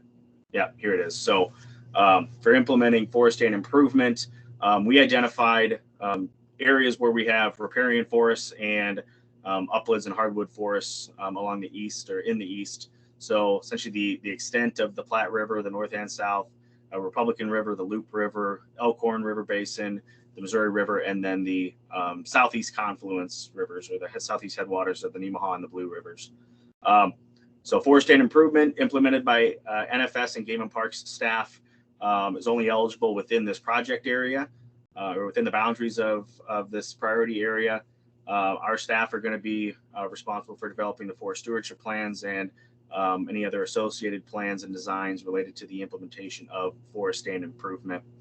Reimbursements here are calculated based on the active NRCS payment scenarios for the year of sign up. So if someone signs up with us in June of 2022, we're locking them into that rate. If they sign up for June of 2023, they get that rate. If they finish in spring of 24, we locked them into that rate at the beginning of the agreement. So a unique benefit of this program is it is a kind of a continuous enrollment. If you come to us and you show that you have the need on the landscape, your goals align with the goals of the program, the effort can work, you're eligible to do it. If the money is there, we're able to sign you up. And so it's hopefully going to be a very responsive, very accessible cost share program. And I may have missed it up. I think we'll talk about it here. So windbreak renovation and windbreak establishment and tree establishment. This is provided as supplemental funding to producers that are already receiving NRD cost share program or NRD cost share funds for these activities. One thing that we recognized really before we even spoke with anybody about this program is we needed to leverage the networks and the relationships and the producers that the NRD are already working with. The Nebraska Forest Service with our staff, we've got a dozen or so foresters across the state. We can't match the capacity of all of the NRDs combined and their ability to reach out to their producers. And so we did not want to create anything that was competitive with their program. And we wanted to design the program as complementary to their programs to really drive people towards their financial assistance. So as a supplement to funding received from the NRDs, plans and designs that we're using for this are whatever those plans and designs that led to the allocation of NRD cost share to the producer. And then the reimbursement rates are based on the local NRD reimbursement rates. And so what we want in the end is the combination of NRD funds and NFRP funds to be 75%. So an increased reimbursement rate compared to what the NRDs currently offer, and then also a lower level of investment from if someone were to enroll in tree planting through Equip. We're looking at typically a 25% NRCS investment to get these trees planted on the ground, as opposed to a 50% investment from NRCS that would be required through a typical conservation practice or conservation program through NRCS. And so really leveraging that power of working with those local organizations to use money a little bit more conservatively, but get more done on the ground. So the enrollment process, enrollment process is the same for all practices, with minor, very minor variance depending on the practice. Generally, it is the same. What we did is we created our Nfrp application. For those that are very familiar with the NRCS 1200 form, essentially the application for conservation assistance or conservation programs, it's very similar to that. If some of it is, a carbon copy of that almost. So the producer, the big thing in here that I think will probably be a barrier to entry that we need to work on is making sure that all the producers that are participating in this program are signed up with their or have their farm records established with FSA. Agricultural producers, that will not be a foreign concept. When we get with some of our forest landowners, that might be a little bit of a hang up with them. So we need to coordinate with FSA and make sure that we understand the process so we can communicate it. By all accounts, we've been told it's a fairly slick process, but that is a requirement, obviously, for receiving NRCS financial assistance. Provide information regarding their organizational structure. Are they applying as an individual or some sort of an entity? The land being offered, their current production on that land ownership type, access or certification that they have control of the land, identification if it is enrolled in any previous conservation or current conservation programs, and then a declaration about their historically underserved status. I kind of glanced over it here. With our producers who are participating in forestry and improvement, we are providing a higher rate of reimbursement to historically underserved producers within the state. So that 75% level, very similar to how NRCS Equip offers forestry and improvement, just allowing them a greater reimbursement for their efforts. So that application, and then on the backside of this is this table that will be filled out by NRCS or the local NRCS office. Similarly to how a NRCS 1200 form works, it's establishing their compliance with regulations in order to receive conservation or financial assistance. Their wetland compliance, do they have their adjusted gross income filed? So it's very similar. What we want to make it specific to our program, but we did not want to make this dissimilar from what NRCS staff are familiar with, in an effort to expedite the review process, because NRCS offices do have a very important role in this program of really determining eligibility of the land and the producer as a part of this program. So the eligibility process, NFS will submit via email the following documents to the local district conservationists, and I believe that's where we ended up with. At least for this first go around. That might change in the future depending on how the program evolves, but we'll send along the Nfrp application, the what we called a CPA 52 cover sheet, and the project plan and map for the project.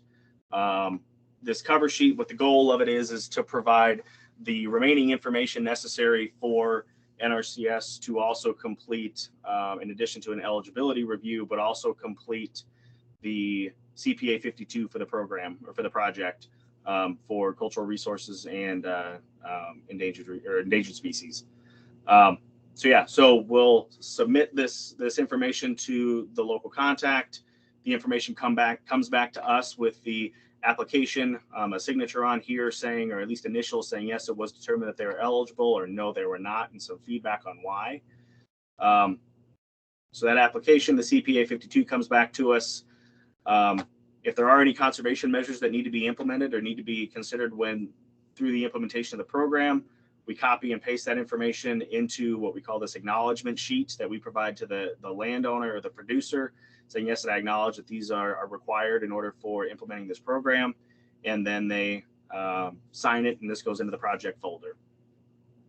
So before a project begins, the criteria, the project must be located within the project area, whether it's within the participating NRD boundary or the forest and improvement priority area.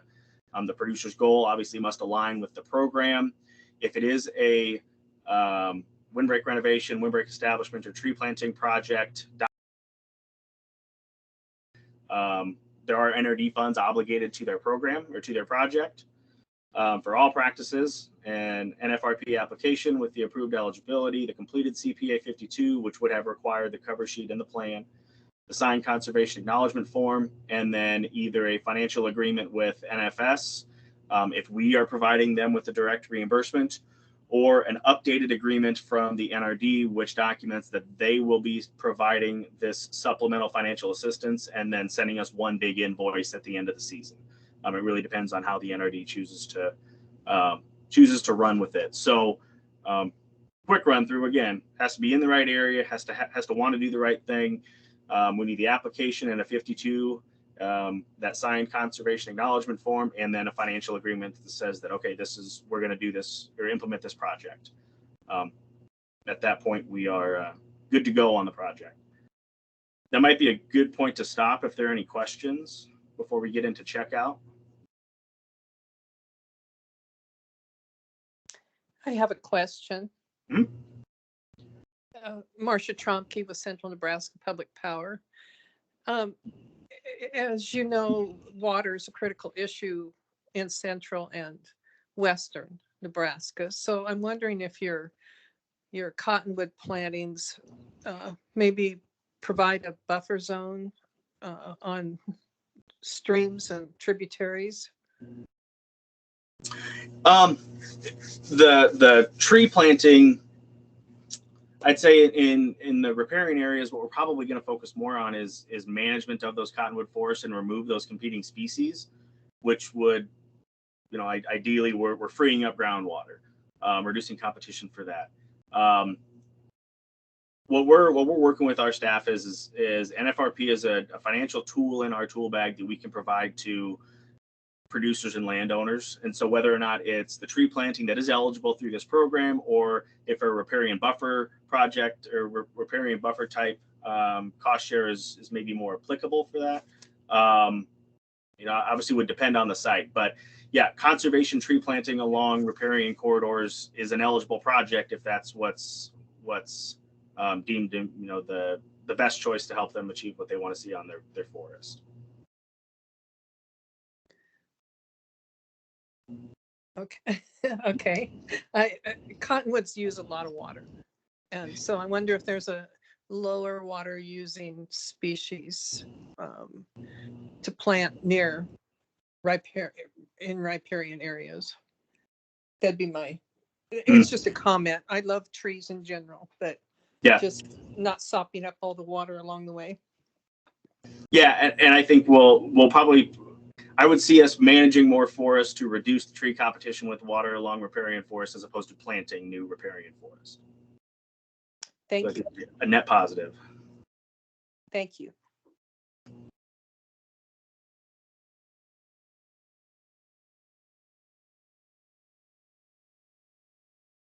Okay.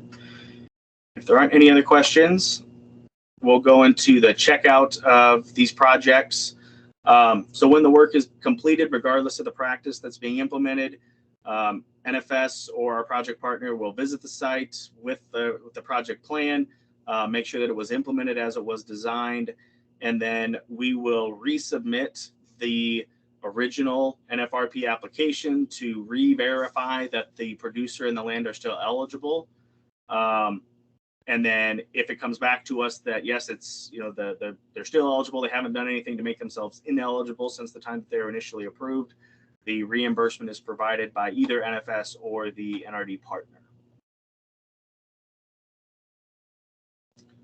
So current status of where we are, as Tammy mentioned earlier, we have our programmatic partnership agreement in place.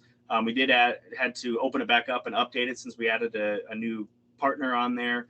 We have the supplemental agreement for financial assistance, which was my priority. One challenge in this program is we deal with some fairly significant seasonality. We know that tree planting happens one time a year, and we know that windbreak renovations tend to happen when the crops are out and before it gets too difficult to work in the woods and the ground freezes, work in the windbreaks and the ground freezes. So we do have a little bit of a seasonality challenge here, and so we wanted to get the financial assistance available before the 2022 tree planting season, and hopefully we're still able to capture some of these projects that are going to go into the ground here soon. We are also working with Game and Parks to discuss the implementation of forest stand improvement, so that would be available here very shortly, which will go out through our general technical assistance as we visit with landowners, as Game and Parks visit with landowners, and we find that this program meets the needs of what people are trying to get done. Next, we will work on the supplemental agreement for technical assistance for enhancement, so we can really begin to outreach about this program, and let people know it's there, start doing some training and communications about it. And then after that will be the implementation. So NRD partners are helping us right now by distributing the Nfrp applications to the producers that are receiving their cost share. We're also internally to NFS, we're updating our online management planning portal, so we can keep things like our designs and the Nfrp applications and financial agreements, everything in one location, with the producer. So we have everything that's needed in the event that an audit comes around and when we need to provide that documentation. And then planning for future FSI and windbreak training. I believe we've had some conversations with Rich Nelson to make some more programming available across the state to all conservation partners, NRCS, NRDs, NFS, Game and Parks, TNC, whoever's out there that has an interest in the program. So really hoping to capture, make a good impact here this spring with our tree planting partners, and then we'll begin the real strong rollout of forest and improvement here within the next couple months. Windbreak renovation, we're a little bit past the season for that. So we're going to spend some time making sure we coordinate with the NRDs as we understand some of the NRDs implement that practice a little bit differently from their neighbors. And so making sure we have a good understanding of how that's going to work. It'll flow through the same general process as this, but the actual implementation, we want to sort of suss out a little bit further. But it will be available by renovation time in the late summer and fall. So we should have everything implemented here through within the next, I'd say, 6 months or so, as far as the financial assistance. Okay. Any further questions?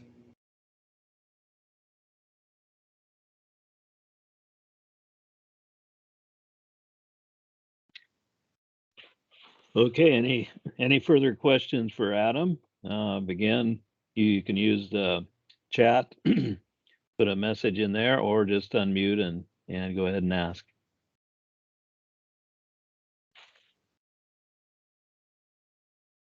Okay, I'm not seeing any, Adam.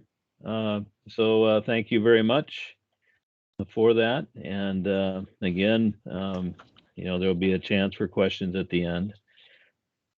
So, so thanks. Yeah. So next on the agenda is Rich Nelson, who's going to give us an update on Wetland Mitigation Bank. So Rich, if you're ready, take it away.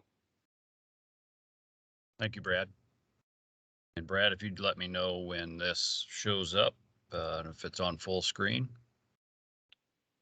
It's yep, there it is. It's full screen. Go ahead. Great. Well, thank you, Brad, and welcome everybody. Good to have the opportunity to talk to you, and good to follow Adam there. Tammy and I have enjoyed working with he and Beth on the forest project, and we're going to transition now from the woods to the wetlands, if you will. So I'm going to talk briefly today about a relatively new wetland mitigation bank that's up and operating in Nebraska, just to give you folks an overview of how that works, kind of where we're headed with this banking program, that type of thing. And for those of you that don't know me, I'm the state wildlife biologist, and I also handle the forestry duties. So I'm going to give you kind of a who, what, why, how sort of thing on this wetland bank. And some of you may be intimately familiar with banking, and others, this is a relatively new concept. But why would we need a wetland bank? And then next I'm going to talk about what one actually is. But under the 1985 Food Security Act, it basically made it a requirement that producers that participated in USDA programs, received USDA benefits, could not drain wetlands, make them capable of producing a commodity crop, and remain eligible. And so that required then that these producers mitigate those impacts if there were wetlands that were converted or drained or removed from the landscape in order for crop production to be more capable. And so that really allows just a few options for producers that have wetlands on their cropland If they were to convert one, to restore that existing wetland back to what it was. The law doesn't prevent them from cropping through it in dry years, for example. It just prevents them from draining the hydrology off of it. Another option they would have is to replace it on another piece of land that they own or control. And then lastly, a third option is purchasing credits from a wetland bank. And that's been in the law since the inception, but really the banking opportunity really never came to fruition. And so in the previous farm bill, some funds were put out there to try to jumpstart this, and NRCS put out an announcement for program funding for entities to partner with us, use some of that funding then to establish a bank and make it available for agricultural producers. So getting back to then, well, what is a wetland bank? And the term bank is kind of an analysis or a comparison because there's credits and debits, and I'll talk about that here a little bit. But it's really taking an area that's currently not a wetland. It might have been a former wetland that was drained in the 50s, let's say, before a lot of the wetland laws came into place, or it might be a non-wetland that could be created or turned into a wetland. But that area is developed into a wetland, and the area is typically owned by private individuals, corporations, nonprofits. There's a wide array of folks that get into this endeavor. And then once the bank is up and established and protected and so forth, then there are credits, meaning new acres of wetlands that are available, and those are then used to offset or replace those that are lost, as I described earlier. So who's already working on this stuff in Nebraska? Wetland banking has been around for some time in Nebraska, and the Corps of Engineers really provides the oversight on virtually all the mitigation banks that are presently in operation. Some of the major folks that participate in wetland banking are entities like the Nebraska Department of Transportation. They have a number of banks, primarily for their own use. They build a bank, they construct a highway that impacts wetlands, and then they use that through the 404 permitting process to take the bank and offset those impacts from that highway project, just as an example. And there may be some other municipalities and so forth that have banks for their own use. And then there's private banks that are available for the public to purchase and sell credits to. This particular bank that I'm going to focus on today is the first bank that NRCS is sort of administering or providing oversight on, as opposed to the Corps of Engineers. Again, because of the way that it came into being, and because it is targeting or exclusively for the use of agricultural producers that want to use that. The bank that I'm going to focus on that's now up and running is operated by Westerveld Ecological Services. That's who we entered into a partnership with a few years ago, and it's called the North Utica Agricultural Wetland Mitigation Bank, and it's located in Seward County. But we also recently had a grant awarded to a company called Magnolia, and they are slated to develop our next wetland mitigation bank in eastern Nebraska on a stream floodplain. So they're in the process now of developing their plan and identifying sites and that type of thing.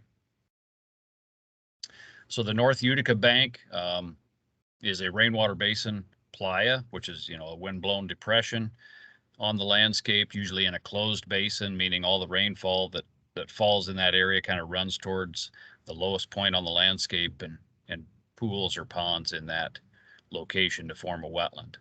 And you can see on this map, it's really close to the county line. This yellow line going north-south is the county line. The green properties you see on here are some other state or federal-owned properties that are wildlife management areas or waterfowl production areas.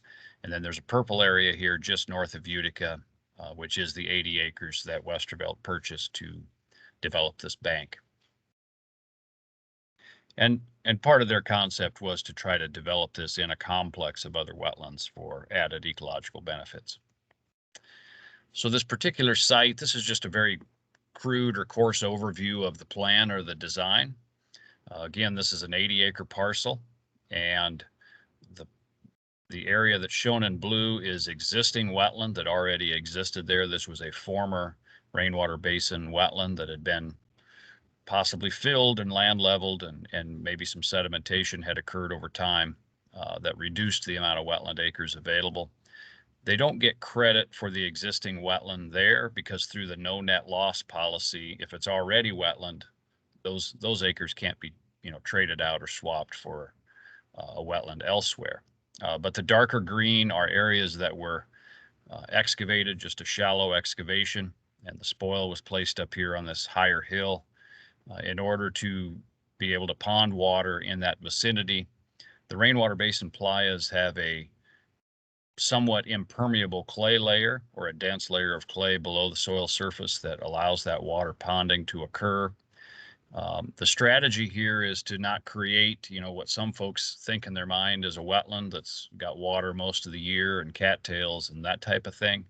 It's a very seasonal or temporary wetland. And so it'll only have, water for maybe a few days or just a handful of weeks on any given spring or following a heavy rainfall event, that type of thing. And then a vegetative buffer is being planted around that as well, and some other activity. Some of this spoil was put into the road ditch so that the road ditch did not convey water away from the wetland. It actually allowed water to pass through the wetland. And then the property to the east here is owned by Nebraska Game and Parks, and there are culverts and stuff under the road to allow that water to move back and forth, and all those elevations were maintained as they are currently.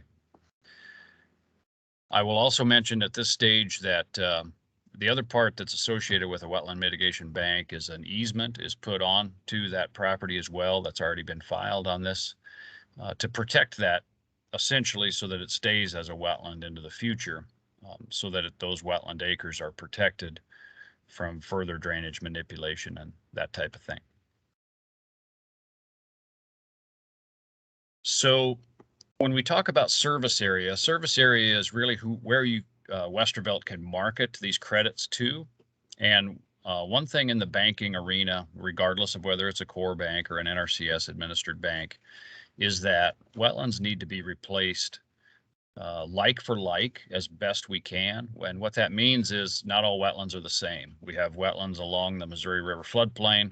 Those are different than these wind-blown depressions out in the rainwater basin, which are different than the meadows we have in the sandhills and so on. So a wide variety of different wetland types across the state. So we're really focused here on trying to replace rainwater basin wetlands, or as is shown on, and that's the area kind of in the more of the yellowish color. But then there's kind of these orange and red colors, which are other concentrations of playa wetlands of a similar feature, hydrologic regime, and so forth. Those are also areas where these credits can be marketed to be able to accomplish that like-for-like trade. Plus, they're also in close enough proximity, which is another issue that we look at. If somebody drains a wetland in eastern Nebraska and then tries to replace it with a wetland in western Nebraska, you could argue that the function of that wetland isn't adequately replaced because the difference in distance creates different effects on the landscape for our ecology. So getting to the when, we just released the first round of credits to Westervelt for sale, and so they've already done some marketing. You may have heard some ads on the radio or seen a flyer or something like that on this opportunity. These credits, which are essentially acres, are released on an incremental basis. So when the owner of the bank reaches certain criteria, and initially here that meant securing the land, putting an easement on the property, establishing the endow, or at least a portion of the endowment that kind of protects that and manages that site into the future. So that endowment will be incrementally funded. Those were elements that needed to be accomplished before we released the first few acres. So there's a total of 40 acres anticipated here on this site. We released a small portion of those. Another portion will be released shortly because the dirt work construction has been accomplished. here this winter, and the buffer seeding is going to take place any day now if it hasn't already. And so another increment will be released. And you see in this very hypothetical, this is not their credit release schedule, but if we released 6 acres of credit to Westervelt, they could go start selling those 6 acres. The idea being they start being able to recoup some of their inputs and their investment. You know, the first producer comes in, we approve the sale for 0.2 of an acre. That starts eating away, causing a debit to what they have available in their ledger. Then they meet another, you know, and again, additional sales occur. And then they meet another threshold. The construction gets accomplished, or after the first growing season, they show that wetland plants are occupying the site and so forth. Then additional credits are released until over a 3 to 5 year period, everything is available, assuming it's successful. And then the full amount of credits can be sold. So the next thing and kind of the last thing I'll touch on is, well, then how would we go about this? You know, a given producer might be interested in this. They have a wetland in their field. Really, the first step there is identifying just how many acres of wetland they have in that area that they want to address, that they want to remove or drain. That's done through a certified wetland determination that NRCS can complete for them if one has not already been completed, and in some cases those are already done. Then they work with us to make sure it kind of makes sense. You know, is it the right wetland type? And I spent a fair amount of time focused on that. Is it a like for like type of exchange? Are they in the service area or at least close enough to that service area? And we can address those requests on a case-by-case basis if they're in close enough proximity. And then the producer goes to Westervelt as the banker, says, I'm interested in this many credits. They complete that transaction, they purchase them, they bring their documentation to us, and then we finalize that procedure, which then allows them to have an exemption placed on the wetland that's in their field, allows them to drain it, fill it, crop it, etc., because their mitigation or their replacement is existing on this particular bank. So that's just kind of a very broad overview of that particular project, and we will see if there are any questions in the chat or if anybody wants to unmute and ask.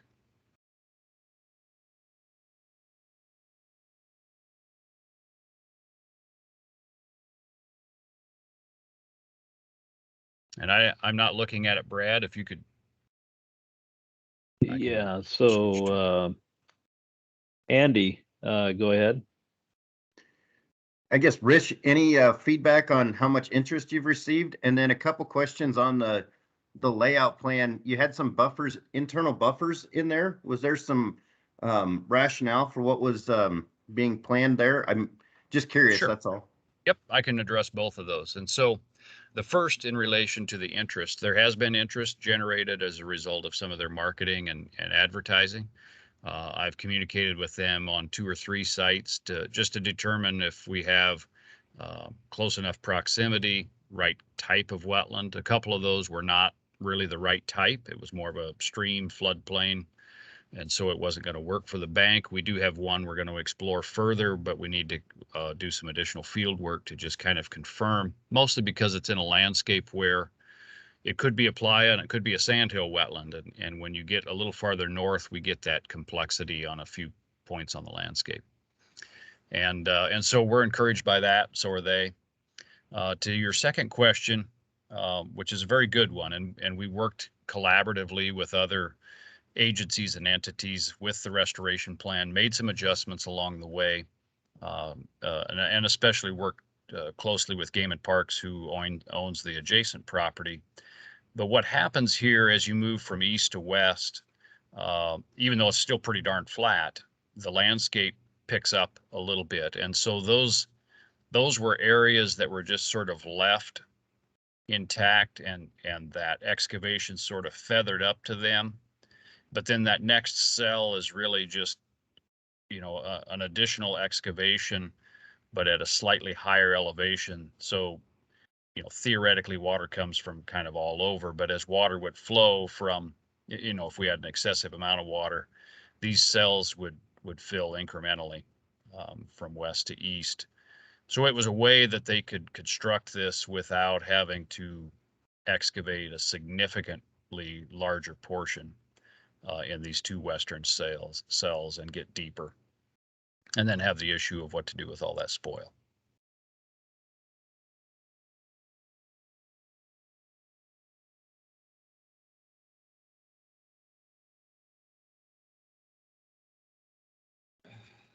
Anything else? Anybody else have their hand up, Brad, or any questions in the chat?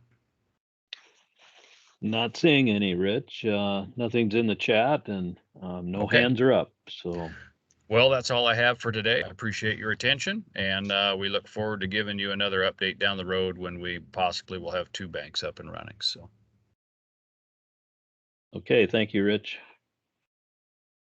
All right, moving on down the agenda.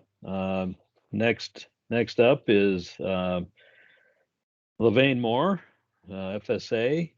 So, Levain, if you're ready, then go ahead and take over.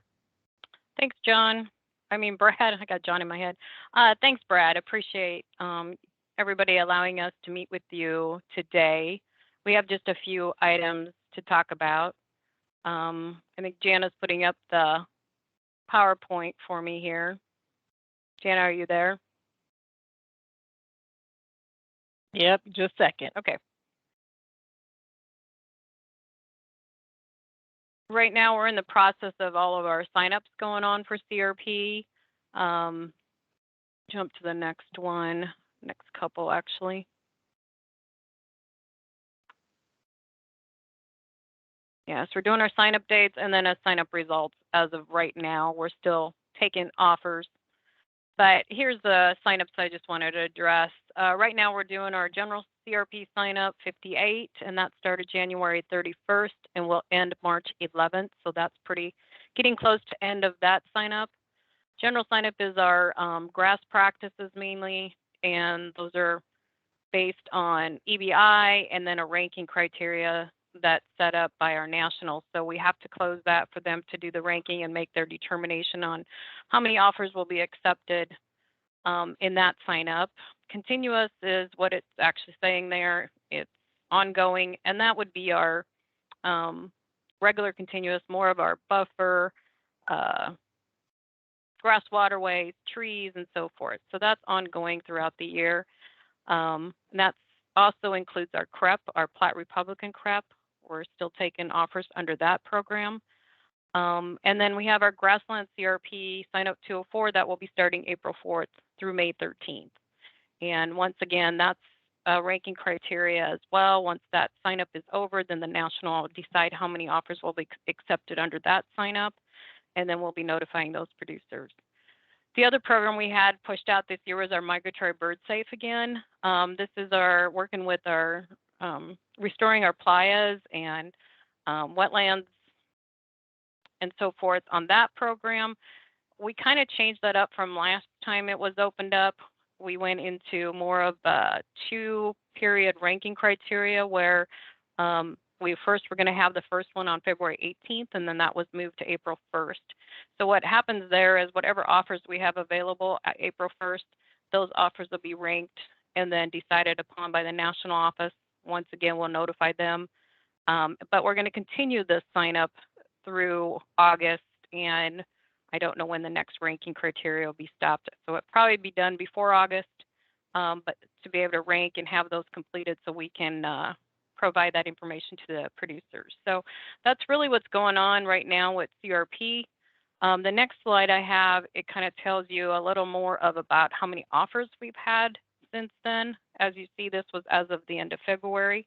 So our general sign up 58, we have about 828 offers. Continuous, that's a regular continuous. So you can see that we break down the heli, which is our highly erodible land. That's under continuous, but that you have to meet a EBI of 20 or greater, and that's still considered a continuous. Crp again is 15 offers. That's considered continuous, and then we have our farmable wetland as a separate listing there too, with 2 offers. And the last one there is our migratory bird safe, that we have 39 offers, which is really good for Nebraska on migratory bird safe. On the next, we don't have another slide, but in the process as of yesterday or before yesterday, we were working on our Crp Cost Docket. And our Crp Cost Docket is, we look at that every year to determine what we need to change. Do we need to change anything? Do we need to add anything? Looking at the cost of what things are today and how do we want to address those costs. But when we do this cost docket, we also have to present it to you, and then our state committee is the ultimate deciding factor in approval of this docket. So working with NRCS, Rich and Tammy and Jenny, we worked through all this. Thanks to Jenny, she did a huge job on this, and I appreciate that, and Rich as well, and Tammy. But Rich is going to kind of tell you a few of the items that we really touched base this year. Not always do we adjust everything, but we highlighted a lot areas of the grass seeding where that's a lot higher, and same with our chemical. We're finding out those costs have risen in the past too. So we want to make sure that we're recognizing those increases and having a better cost docket or assistance to those producers when we go out there and write our conservation plans this year. So I'm going to have Rich step in and talk about those changes. Yeah, thank you, Levain. And I'll just make a few brief comments there. Levain already touched on the 2 key areas that we really focused on here of late. There were some general adjustments that we made across the board as things go up in price routinely, but certainly grass and forb seed, which is a major component of CRP. When we do contracting, that's a significant item in almost every contract. We've seen those numbers go up. We were able to wait long enough, if you will, to kind of see what last year's harvest brought in after that's been processed and then been able to put out on the market.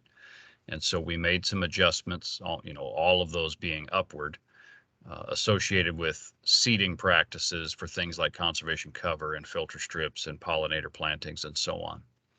And then similarly, there's been a lot of talk lately specifically about glyphosate, and that's probably the main chemical that's used on CRP for site prep and for suppressing an existing stand if we're going in to try to interseed it.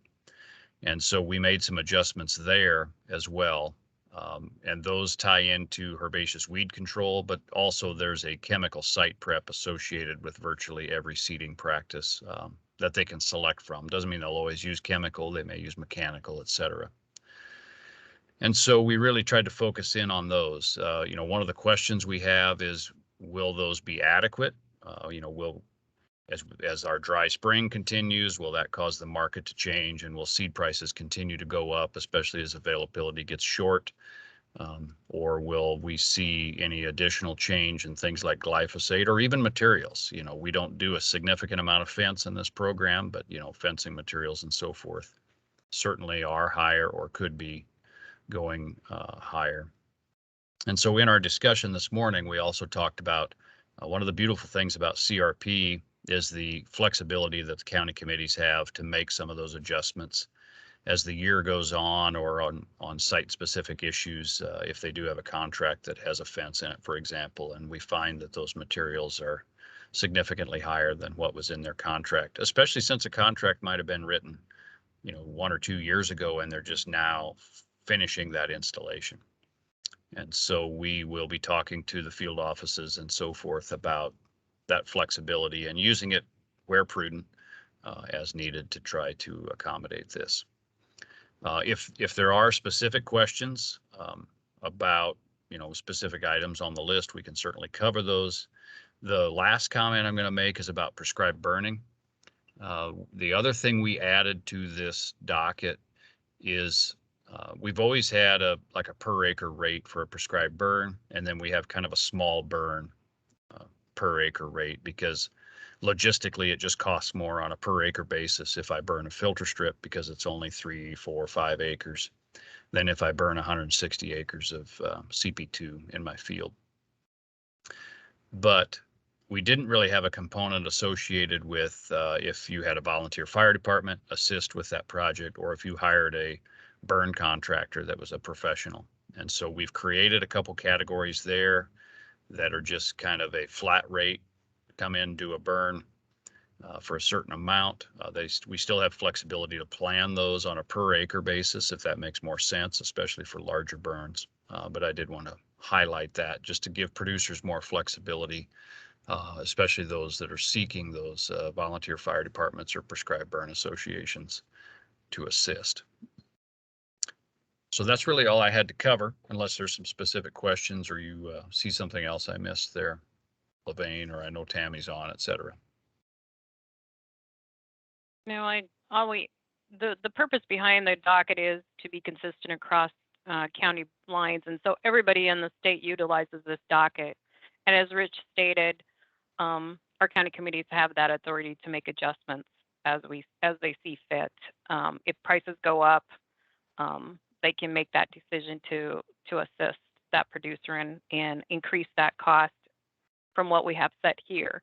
But this is our basis of where we go forward, and our CPOs are written, and this is done across the state. And the whole point of is cost share for CRP is we're supposed to do it at a minimum incentive needed to encourage participation in CRP. So we want to make sure that we're assisting those producers as well with the cost share assistance as needed going forward. But like Rich said, if anybody has any questions, concerns, this is the time for us to address those before we follow up with our state committee and approve it to push it out to the field. Got one question there.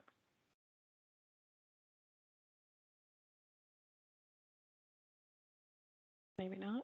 Yeah, Andy, you have your hand up. Go ahead and unmute and ask. I just wanted to say thanks, Levain and Jana, for all your help on the migratory bird safe. And maybe we can talk offline if you want to do some more outreach and communication. Now that the way I'm understanding it, we have an extended window to try to get some additional signups if possible. So I'll circle back with you, but thank you for all your support in making that a successful application period. Yeah, appreciate your help as well, Andy.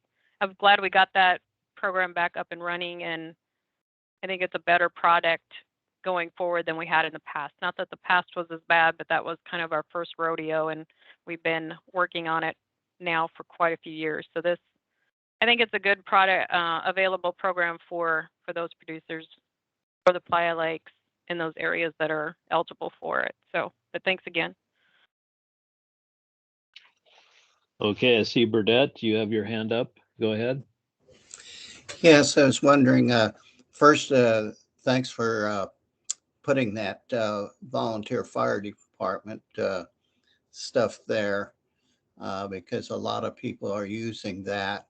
And so I'm glad that you put that into the agenda. The other thing that I have is the irrigation, all the pipe and things connected with that have gone up about 25 to 30% in the last year. Have you raised any of that? We haven't raised, I don't believe so, Rich. Have we on any of the irrigation pipe? But that's been a while when we discussed the docket earlier.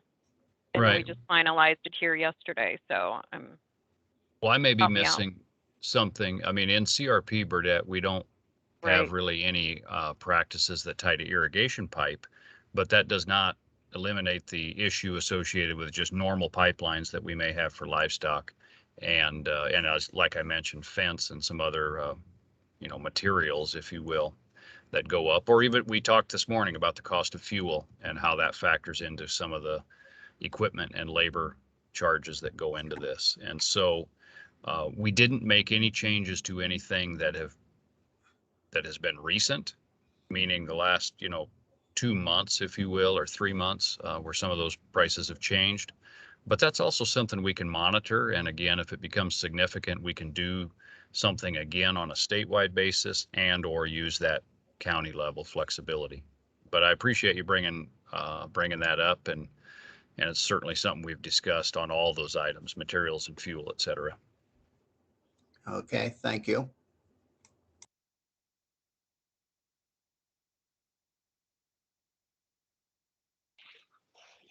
Okay, while we're waiting for other questions, I might just add on to Burdett's comment there about the irrigation pipe. And as Rich mentioned, maybe not specifically for CRP, but if, through Equip, for example, there has been some consideration for increase in prices, and we are making some additional payments on irrigation pipe through Equip. And, for some of these cost increases, and then these will no doubt be included in some of the calculations for next year's payment schedules.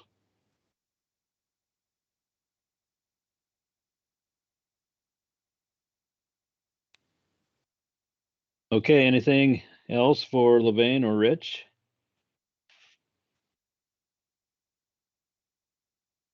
I'm not seeing anything in the chat or any hands up, so thank you, Levain, and thank you, Yep. Rich. Thanks, Brad. Okay, so now we're down to, as I mentioned in the beginning, we would welcome any comments from the partners, from your groups or organizations. Now would be a good time.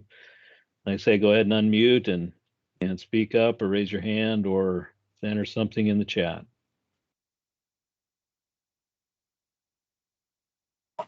Hey, Brad, this is Eric Zock with the Nebraska Game and Parks Commission. Just a quick note that our commissioners just adopted our next 5-year burger and pheasant plan that uses mainly CRP, but other programs to enhance wildlife habitat, especially for upland game species like pheasants, quail, and our grouse species. So that is getting underway right now. We look to put more habitat on the ground, and if anyone has any questions regarding our focal areas, there's 6 across the state, mostly from about the two-thirds of the western part of the state is where most of those are. But if anybody has any questions, they can contact me, and that's all I have. Okay, thank you, Eric. Craig Romery, I see your hand is up. Yeah, Brad, I just wanted to mention again at this meeting that the Nebraska Buffer Strip program still has funding available. And so any of our partners, including NRCS and the NRDs, I would appreciate their help in promoting the program, and I'll put a web link in the chat where you can go to our website for more information. But just as a review, this is a state program funded through the pesticide registration fees through the State Department of Agriculture, and there is it can be used in combination with the continuous CRP or used alone, and it's for putting in filter strips or riparian forest buffer strips next to seasonal streams, intermittent streams, perennial streams, also wetlands and reservoirs and those type of things, watershed structures. So there's funding available, and I'd like to see applications start rolling in. Okay, yeah, thank you, Craig. Thanks for that. Okay, next I see Jeff. Jeff. Good afternoon. My name's Jeff Bakeland. I'm with the U.S. Forest Service out here in Chadron. I just wanted to maybe touch base, give you a little heads up on our Joint Chiefs. This is probably a little bit more centric to NRCS folks. Just real briefly, most of you know that we're in our the end of our second Joint Chiefs, so we're year 6 of our second Joint Chiefs, and have not received, at least on our side, Forest Service, we have not yet received a notification on our FY22 allocation, but it's been indicated to us that we should receive the full amount that we requested. So we're looking forward to that, and I think NRCS, I kind of heard from our channels was, the same thing, the full amount. So we're just waiting to get that allocation and then start getting that money spent with very little time to go. It's kind of the way we roll. But I wanted to maybe give you a heads up that we do plan on going for a third Joint Chiefs. We've been having some discussions on the Forest Service side with Dirac and his efforts and involvement with the Great Plains Grassland Initiative and the demo sites. He's been talking to us about that. And so we've been trying to give it some thought about how we could incorporate that into the new, into our future proposal. It's going to be a little, I think it's going to be a big lift to try and get a third one. As you folks know, the Joint Chiefs is pretty competitive. This will be our third one. And so I think it's going to behoove us to probably to stick with the same footprint, which is the northwest portion of Nebraska. The first two basically was called the Northwest Nebraska Restoration Project, and it consisted of basically the Pine Ridge area and then the Sand Hills, our two Sand Hill units, and then the private lands all around, those holdings. So in the Pine Ridge, we focus on hazardous fuels. We work with Nebraska Forest Service and the Good Neighbor Authority there, plus with Robin Falk has been my liaison for you guys. And in the Sand Hills, we've been working out of the Valentine and Bedford office, working with them, which in our Sand Hill units with Forest Service, we focus on Eastern red cedar removal is our big one out there. And I think you guys have been focused on brush management, fuel breaks, forest stand improvements, I think, and I think the other one might have been woody debris type activities. So we generally will see a request for projects. The solicitation comes out probably sometime at the end of this month. I'm assuming it's going to be the same as last year, with a deadline of June, the end of June. So I just wanted to give a shout out to the NRCS folks. In the past, I've worked with Robin. It's just kind of been us two working through our folks, but really us two putting together the project. I think this third one, we're really going to need to expand and have some discussions with some of you state office folks and with Nebraska Forest Service folks to try and get our hands around what our best approach is going to be for a third one. And they're those Joint Chiefs, as you know, are very fruitful. We've averaged probably $750,000 up to $1 million a year for the last 6 years between the two agencies. So it really, has been a godsend for us to get a lot of our on the ground work completed. So Rich, I may reach out to you as a starting point and kind of maybe get an idea who the players would be, and probably here in the month of March, April, we'll maybe try and pull together a call with some select folks to get the ball rolling on putting together the sideboards and the framework for a third proposal. That's it, Brad. Thank you so much. Okay, thanks, Jeff. Very good. Okay, Albert. Hi, Brad. I got a few things I thought I'd update you on.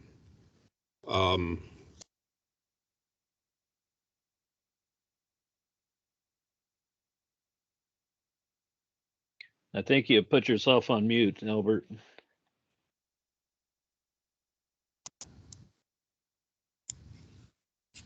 Okay, we're coming through now? Yep, there you are. All right. We did some revision of our non-point source program, and we previously done like formal proposals in September. We've gone now to what we call a notice of interest, and it's a fairly simple 2-page form. It's kind of an open request now, sort of like like the Equip is, we can come in anytime and let us know if you have a project that you're interested in. and then we have cutoff dates where we review those. So basically, we take those notice of interest first business day of January, May, and September. The idea of that is to get us involved up front with the idea of the project and help develop those project plans so that we avoid some of the pitfalls that we have to do to try to fix them after the fact, and make it a little more efficient to get these approved by EPA. So that's sort of the big programmatic change. The other thing that would be of interest is we've worked with the University of Nebraska to create a permanent position through extension for source water protection educator. We're co-funding that with them for 3 years, but that will be a permanent faculty position designed to work with communities to develop strategies for getting best management practices in their wellhead protection areas. Certainly we'll work with our non-point source and source water protection programs, universities, public health, climate, water, and integrated cropping systems. And we hope they'll play a little bit of a role in the source water protection initiative through NRCS. So a lot of involvement in that.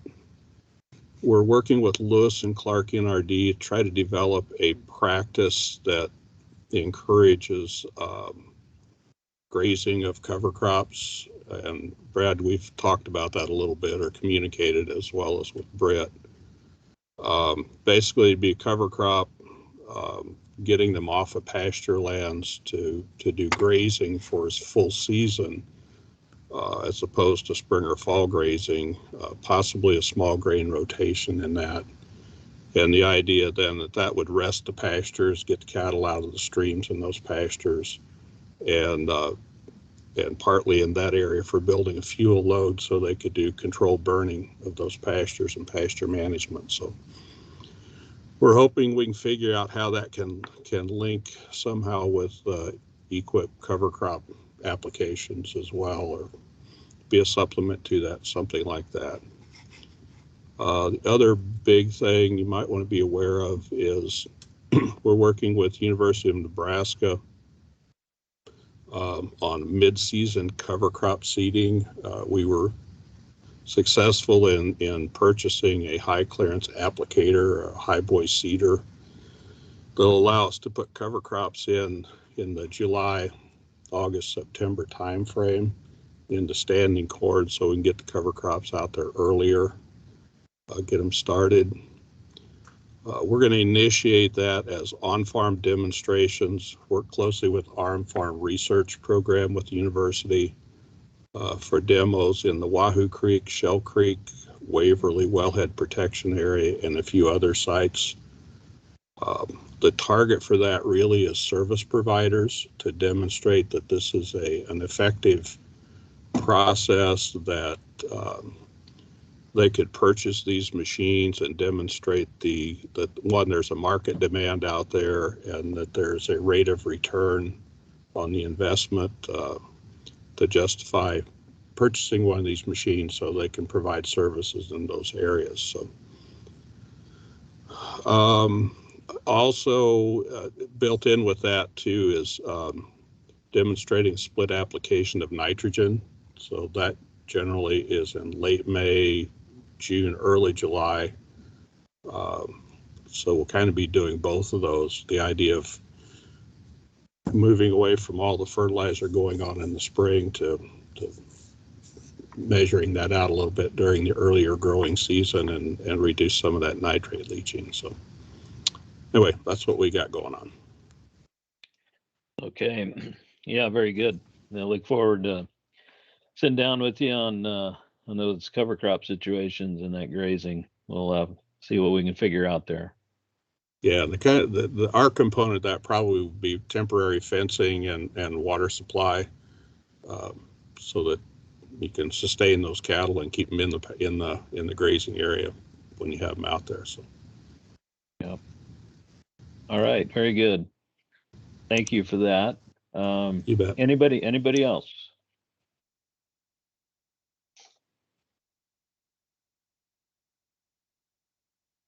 Okay, well, seeing none, thanks, everybody. So now, I guess we're ready to kick it back to Rob. Rob, if you're on, if you want to have any closing comments and close us out, take it away. Yeah, thanks, Brad. Thanks, everyone. What a great, a lot of good information sharing, and I have a lot of notes from this afternoon, that's for sure. So great agenda. Thank you, everyone, for putting that together. So yeah, it's we're here at the final. Do we have any final questions that we want to bring up? I believe that's on the last thing on the agenda. So any final things we want to share with the group?